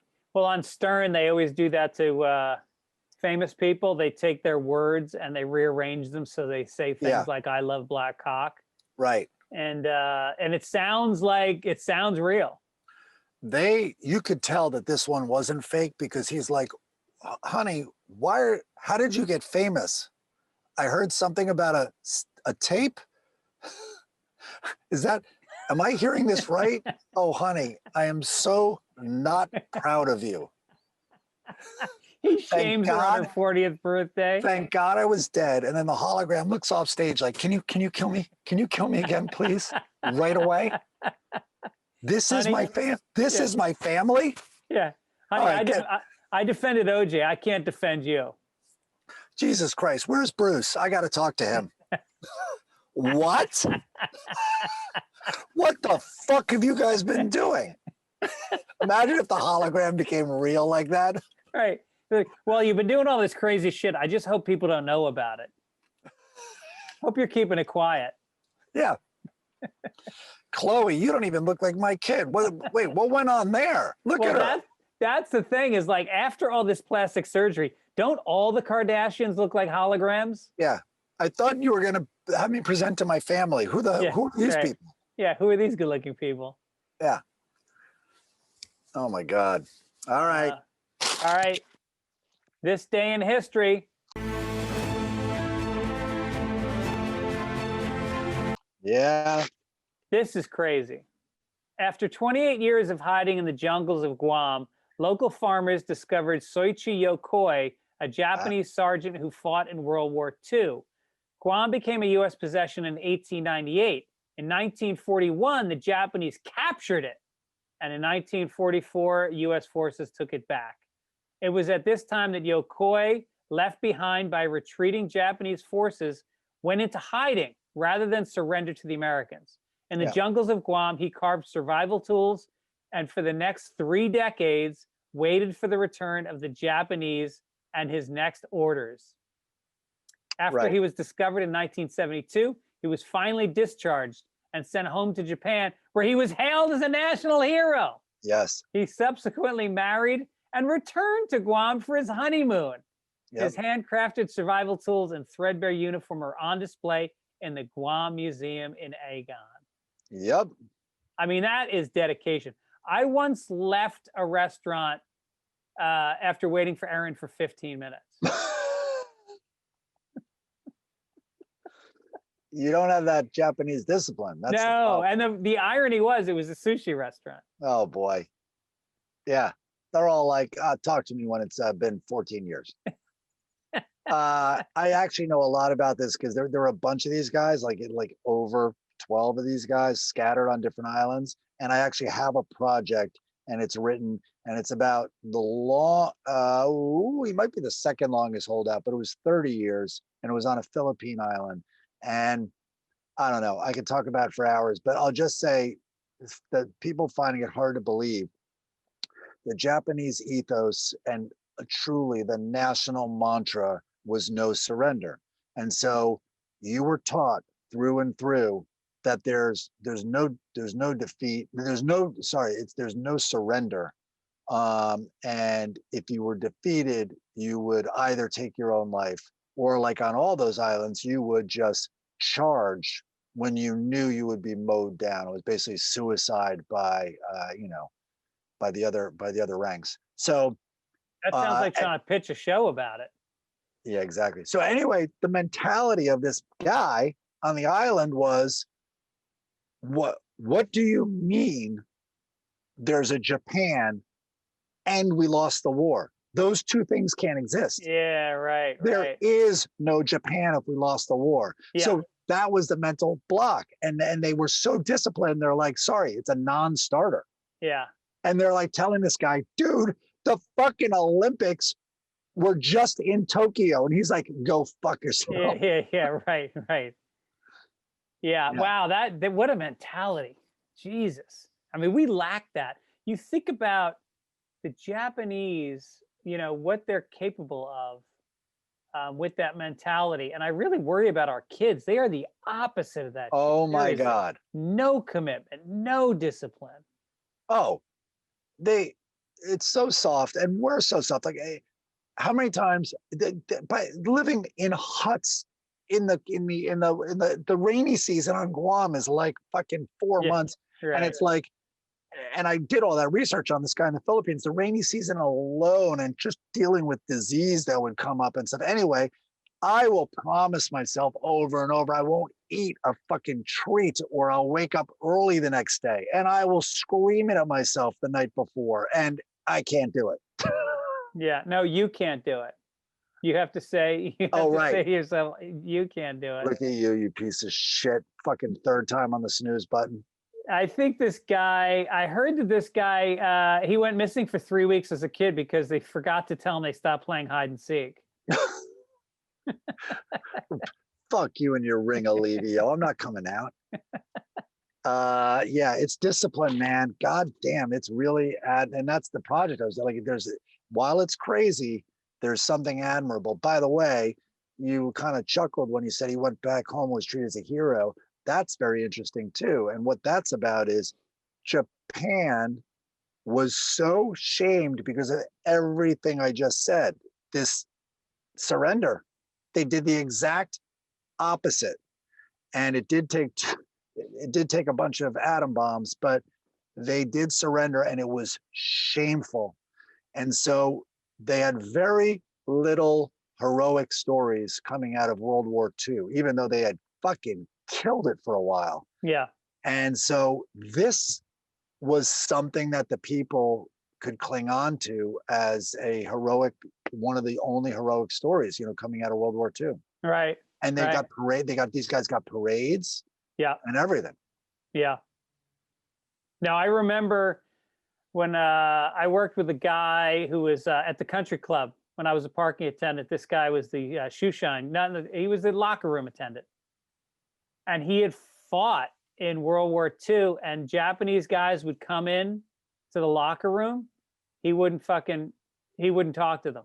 Wow. That generation fucking hated the Japanese because fighting them, it was like, I don't think they could wrap their heads around the mentality of who they were fighting, that these guys, what they would do to win. There was also a lot of propaganda calling them monkeys, and the classic propaganda where you convert your enemy into it makes it much easier to kill them when you don't think of them as human. Yeah. And so sneaky also, even when they were humanized, they were just unbelievably sneaky, no honor and all that. Meanwhile, there was obviously an admixture.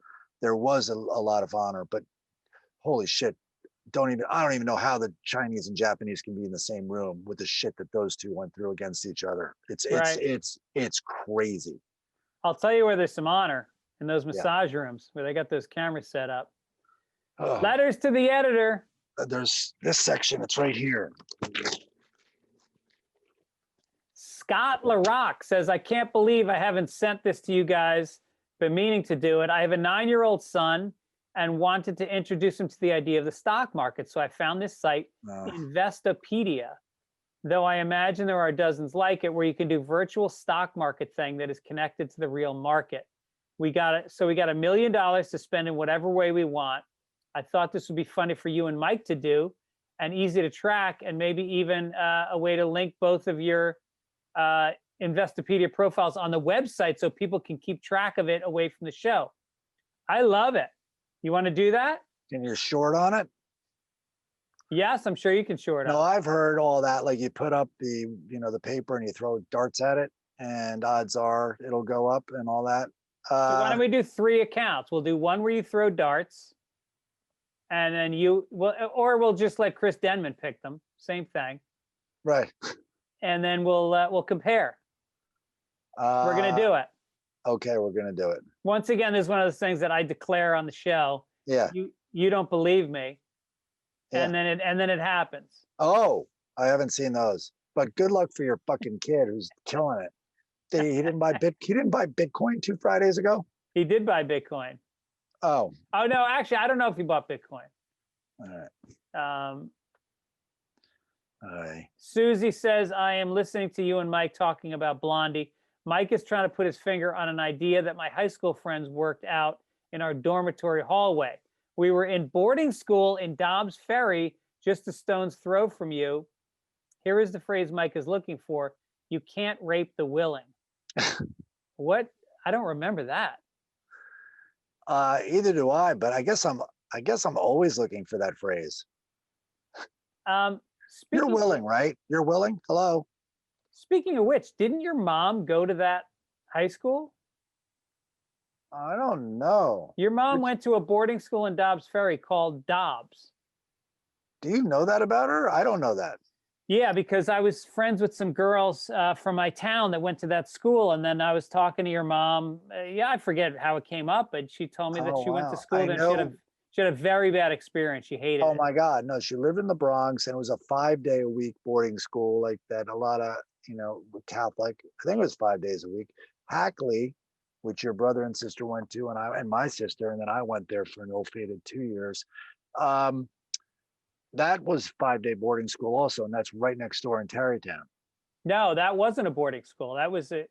Did they have boarding at Hackley? Yeah, they had boarders, yeah. But you guys didn't board there. Not many at all. I did not board there, no. Yeah. It was like it was boarding school. You know what it was? It was almost exclusively were New York City kids. Yeah. So instead of like they just couldn't do that commute. It was a shitty school. They were super uptight. Do you know, I told you the headmaster was, I said this on the podcast, because he came into our 9th grade class and he was really fat and so pompous. But he did say this, he goes, it is this easy. If you want to raise your score on the verbal SAT, read Charles Dickens. That's it. Read him. Doesn't matter which book, just read him. And that was Donald Barr's father. Barr. Donald Barr. Oh, so he was Donald Barr. What's his name? The asshole justice just now? Oh, Raymond Barr? No. But it was Barr's. It was the justice's father. Wait, what's Barr's first name? You talking about the attorney general? Yeah, the disgraced attorney general. Yeah. William Barr. Yeah. So his father, I guess, was Ronald, I guess. But anyway, but he, like his 2 sons, I think they all went to Columbia, maybe, but they were old, and then old right wing they got into the intelligence world also. But they're old, very white, crusty, Ivy League dudes. Gross. Yeah, and they're all fat. Steve Makawa said, small correction to something Mike brought up to Science News about the robot with the gun. Jesus, every fucking letter's about me. All right, go ahead. That was assaulted by researchers while it was running on a target course. Mike was suspicious that it might have not been an authentic video of an actual robot. He was right. It isn't. It's a Bosstown Dynamics video made by a visual effects company YouTube channel called Corridor Digital. I watched it. I read this guy's letter. I read Steve's letter. And it's very, very cool. He's, you know, you see the real video, which I saw, which is not real, but the video, and then you see the behind the scenes making of it, and it's impressive. Yeah, it's pretty wild. These guys are having fun. These geeks are having fun right now. This is like such a golden age for people that are, you know, that are capable with technology. But by the way, all the fake, you know, in working, you know, the whole Tosh.0 experience, I got expert at smelling out fake videos, and there's usually a lot of tells, not only technically, but the biggest one is the bad acting. Is usually is on all of them is usually the giveaway. All right, I know when she tells her to roll over so they can massage the front of the thighs, I always think, I'm not buying the look on her face right now. She doesn't seem surprised. I'm not buying the look on her ass right now. Obituaries, holy shit, we got a lot to talk about. And that's all, folks. Sad week. Should we start with the headline? I've grown to love Larry King. Larry King. I used to hate him. I used to hate him too, and I grew to love him. Absolutely. Yep. Yeah. Yep. He just became part of America. He interviewed 50,000 guests in his life. Also, talk about a guy from Brooklyn. I mean, crazy life. He'll probably talk about it here, but doing what he wanted to do. He like just hanging. You know, he opened Brooklyn Water Bagels here in Los Angeles because he missed New York bagels. And, you know, 8 wives, or married 8 times. I think it was 7 wives. He remarried one, I believe. Yeah. I mean, what does that say about somebody when they get married 8 times? Is that a sign of just a fun guy that's living life, that's staying true to himself? Or is that a guy who really is like unable to be in a relationship and has something in his head that he has to be? I don't know. That's a good question. But do you remember? So when I mean, you had one wife and you're like, I'm out of the business. I'm done. You're never going to get married again, right? I don't know. I have no idea. I'm learning to say I don't know a lot more. But first of all, who's going to get his Dodger seat? He had right behind home plate. Right, because they were the Brooklyn Dodgers when he lived in Brooklyn. So briefly, I went online when I read about poor Larry this morning.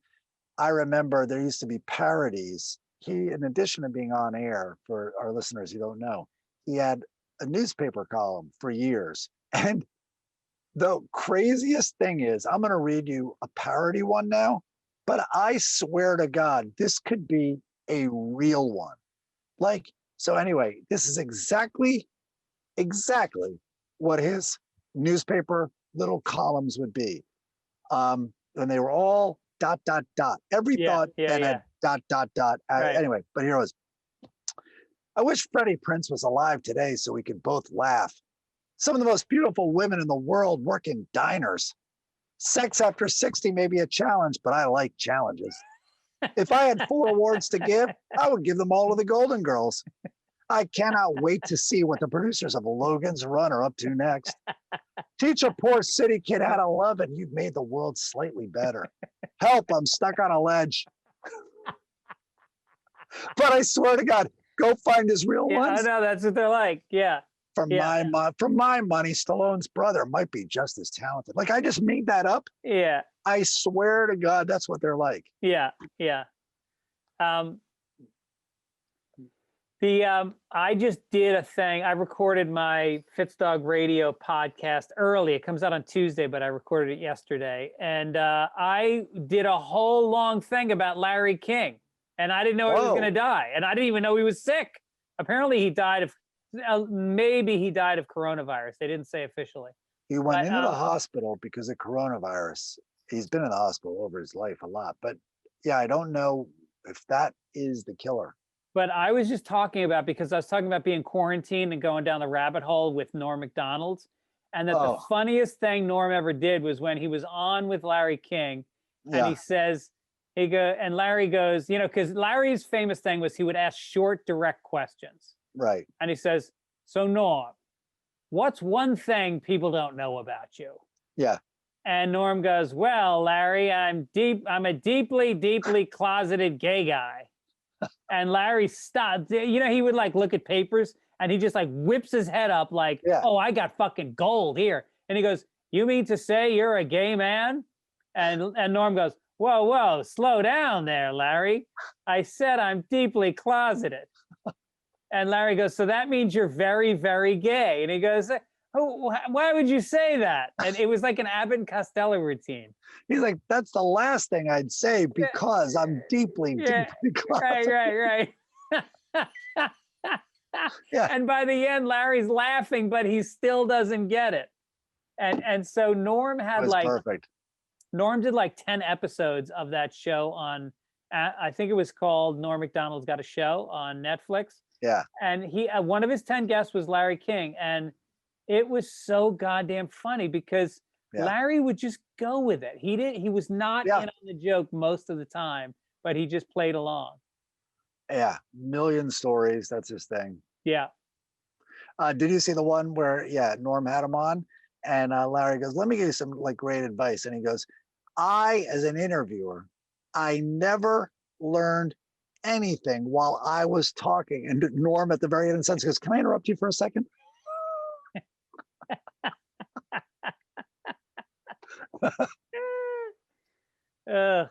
So we also lost this week Phil Spector. Yep. Storied career. He worked with artists like the Beatles, Ike and Tina Turner. He was responsible for that wall of sound. Yep. He spent 19 years to life for the murder of actress Lana Clarkson. He was in prison, also died of coronavirus. Oh. He started out with the Ronettes, Be My Baby, the Do Ron Ron by the Crystals, You've Lost That Loving Feeling by the Righteous Brothers. I mean, on and on. He was like one of the most influential music producers of all time. What was the album he did with the Beatles? I think he did their last album. He redid Let It Be. Oh, yeah, which I think... Well, no, he did Let It Be. And then I guess there's 2 mixes of it. So that he brought more... Oh, right. I think Let It Be was supposed to be more stripped down. And he put more... and oh God, here come all the letters correcting me. But I think he then put more instruments on it. Yeah, and then Paul McCartney disliked it. And yeah. So anyway, he killed his wife, I guess, right? Was it a girlfriend? Maybe it was a wife. I don't know. He was a very violent guy and treated women like shit. He might have treated everyone like shit, but especially women. I remember Joan Rivers was talking about him, and he was dating her hairstylist and had hit her with a gun or something. And then at another point, she invited him to a party, I think before things went south with the hairstylist. And he showed up to the party with a gun and was threatening people and had to be removed. Like he was nuts for a long time. No, I think, and I see it written down here, but I remember this now that their sons also came out and that there was sexual abuse. Oh, Jesus. Yeah, under his care. I don't know if he let people sleep with his sons. I'm not sure exactly what it was, but anyway, monstrous behavior is the quote here. Good riddance, douchebag. But thank you for that wall of sound. Yeah, I have to say it's one of those things where like, can you still enjoy the creativity that the person produced, or does that affect it? This one's a little easier because he was just on the buttons. Like, right. I'm the Ron. I mean, that Christmas album is amazing. I know, but the thing is, when you hear that, I think of him as much as I think of them. Like, that's your problem. I probably had the most singular sound as a producer of any producer. And then finally, Hank Aaron. Yeah. One of the great home run hitters of all time. He endured racist threats while chasing down and breaking Babe Ruth's all-time home run record, and still considered by many to be baseball's legitimate long ball king. He died on Friday. He was 86 years old. Hammerin' Hank. He beat Ruth's long-standing mark with his 715th career home run in 1974. Had a 23-year career. mostly with Milwaukee and Atlanta. Mhm. His record stood until Barry Bonds broke it in 2007. Yeah, Barry Bonds had a little assistance. I always thought they shouldn't have given that to him. What Right. do you think about the drugs in baseball? I mean, yeah, I think it's a complicated issue, but clear to me. I mean, and Bonds took so much of it. I mean, if you see the before and after photos, I mean, even the size of his head. And you look at how Uh, many home runs he hit after they took. Same with McGuire. Once I they know. started drug testing, their fucking home runs went down by a Yeah. lot. He Yeah. also had a lot of records. He was the lead, still is the all-time leader in RBIs, extra base Oh, I did hits. not know that. Yeah. Wow. Yep. He scored at least 100 runs in a record 13 consecutive seasons from 55 to 67.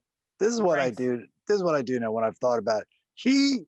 I saw some documentary or read something about he was getting such, as you mentioned, these racist death threats Yeah. because God forbid he was going to break Babe Ruth's home run record. And when he got close to 715, and especially like on the game that was upcoming, he got death threats that said, "I will have you in the sights of my gun when you're in the batter's box.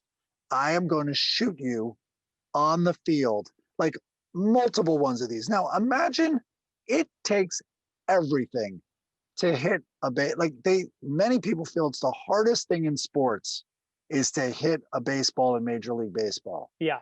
You're up there with that on your mind. Then, by the way, you do pop it out of the park. You're rounding the bases, and these two white guys start running towards you. Yeah. Right. And they just wanted to congratulate him and be in the picture and all that stuff. But like, just so crazy that like these death threats, multiple, and that just it's just so ugly.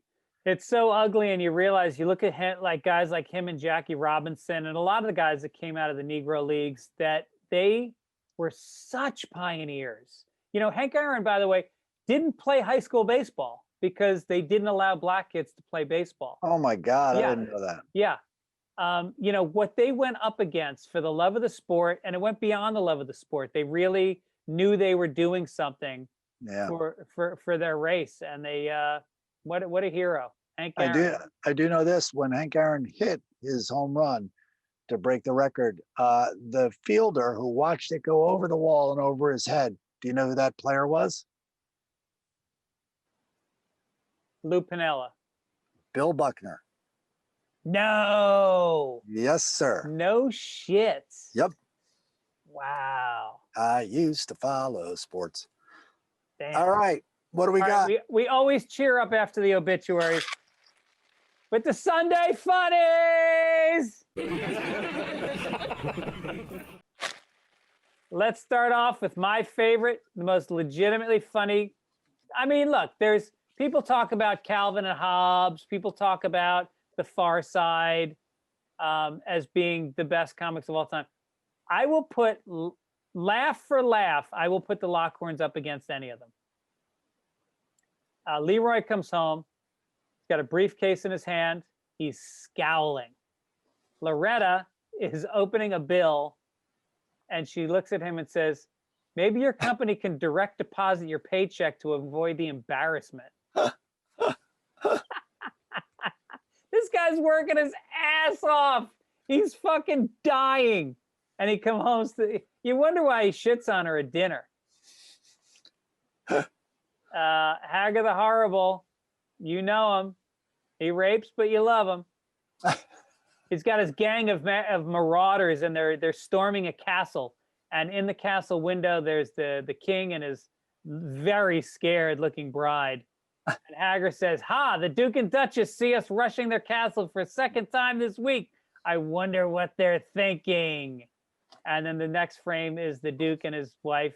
And she goes, "At least it's not his family." And he's thinking, "At least it's not her family." So their families must be pretty bad to prefer rape. Remember, Greg, they both might be willing and you can't rape the willing, as the right. phrase goes. That's right. That's why Hager would always be like, "Who's willing? Who's?" Then forget it. Next house. You're willing? No. Yeah. And by definition, we have to be raping with That's the right. pillaging. Let that be a lesson to you, ladies. Yeah. And if you're going to give us your belongings, technically, you can't pillage the willing either. All right. Family circus. Do you want to talk about the brouhaha? We received almost countless emails that Family Circus ran the exact same comic that they ran. When was it? 28 years ago. So I would scream if my voice wasn't gone. The mom's on a chair with the daughter in the chair with her. They're watching TV. The little stupid kid comes in, the son. Billy. He comes in, and the daughter, who's watching TV with the mom, turns and yells at the stupid kid, "Come and watch, Billy." Look, it has his name there. "Come and watch, Billy. The president is going to be sworn at." All right. So, okay. When this ran 28 years ago, no one at that time, I mean, there must have been some feedback like that. Is that a rough draft? Like, is that a placeholder Yeah. for when you're good? Because all you've done is taken a word that a kid would hear. Like, what about the president is about to give a peach? He's about, like, just pick any fucking word. Yeah. And you could have written 10 of these. It's crazy. Yeah. But no, then they have the gall, the temerity to run it again. Yeah. It's like, hey, I sold you. Remember when you wanted steak? I sold you shit. Yeah, it did remind me. I actually thought of Family Circus the other day, sadly. I remember one of the first times I ever tried to buy pot. It was, for some reason, it was going, you know why? It was going into a concert at Madison Square Garden. And I was out there with my friend Morgan, and we're like, guys, like, you guys want some weed? We were like, yeah. And then Morgan grabs it, and it's in a bag, and it's really fast, and the guy disappears. And it was oregano.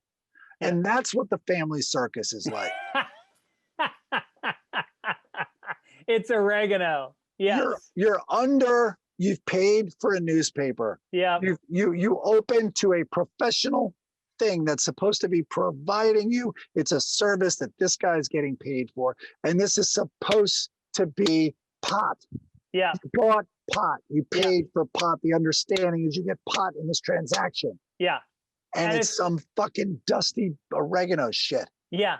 And then you go back and you forget that you bought pot from that guy, and he sells you the same fucking oregano 28 years later. And you fucking buy it. Shame on you. Well, newspaper. This blew up on Reddit, by the way. People were really outraged on Reddit. No. So here's a comment from Todd on Reddit. He says, "You sit down and read the paper, and you're enjoying your entire 2-page comic spread, right? Then you get to Family Circus, Family fucking Circus, bottom right-hand corner, just waiting to suck. And that's the last thing you read, so it spoils everything you read before it." That's perfect. I don't even want to do the second one you have there. It doesn't matter. Oh my God. Let's ignore the second one. All right, let's bring it home with my girl. Oh, she delivers every week. God bless her. First frame. Dagwood is looking in the fridge. He's whistling. Comes out with an armful of food. He says, "I'd be a sandwich maestro if I had 2 more arms." Now, Blondie, who's upstairs in a green, horizontally striped, just a skirt that is sucked in her asshole. You can see the crack. Do you see the crack in her ass? Let me zoom in here. Let me zoom in. And she's got a light green. It's kind of the crack of her legs, her thighs, but okay, I'll give it to you. She's got a light green, a pea colored Angora sweater and green shoes. And she's calling downstairs, "Sweetheart." She calls him sweetheart. When will she learn? "Can you come upstairs for a minute?" Dagwood, like a fucking jerk off, comes walking up the stairs with salami and plates and cheese in his arms. Yeah, What's he's a up? maestro. What's up?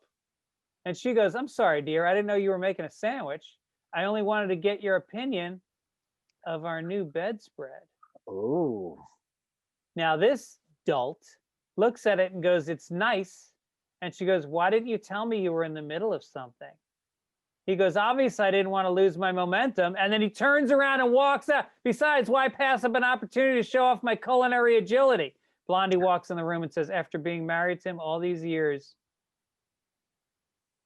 you think I'd know that? As she kicks back the skirt and fucking furiously finger blasts herself because her man can't close. How much? They can't open. I mean, how much more obvious can she be? It's not just the outfit calling to him from upstairs. That would be enough for me to race up, throw the food to the ground, and race upstairs with my pants around my ankles. And he's hungry. Yeah. Come on now. Yeah. And she's willing. A key word we've learned. She's willing. She's initiating. Yeah. Oh. You know what it is? She'd have to rape him. He's unwilling. Yeah, that's right. Busy making sandwiches, for Christ. What a juvenile thing also. Mike, we've just hit 2 hours. It's time to wrap it up. Oh my God. I swear, I was going to let you read I don't know where. I'm probably going to fade. I'm going to drop off a cliff as soon as we press stop on this. By the way, over the Christmas break, we had a sale on the Grapefruit Simmons t-shirts and we sold out. We just got a new shipment. They're in. If you're looking for some look at that. Grapefruit Simmons action, go to fitzdog.com. Yeah. Also, don't forget the other podcast is Fitzdog Radio on Tuesdays and Childish on Wednesdays. Mike, anything to promote? No, I just, people, the letters are so sweet. I know some people make it this far a lot. They love telling us, the ones that do.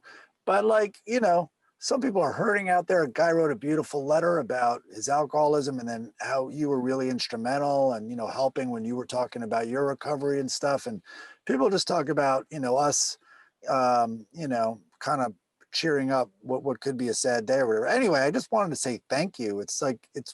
We do read those and God, I didn't know, we kind of don't, I don't think we know how much it means sometimes, or that it's meaningful at all. That's a better way to put it, because we're just, kind of having fun doing it. So anyway, just thank you guys for, I guess you're welcome. Is that what I'm really saying? You're welcome. You're welcome for what we do. And if you want to really thank us, tell some friends about the podcast, spread the word. We're always looking to grow it. You can check it out on YouTube as well. If you go just subscribe. You don't even have to listen. That's what I would do. Right. All right. Thanks to Midcoast Media, Chris Denman and Beth Hoops, who do a great job every week. And we'll catch you guys next week. Take it, Aish. Take it, Aish.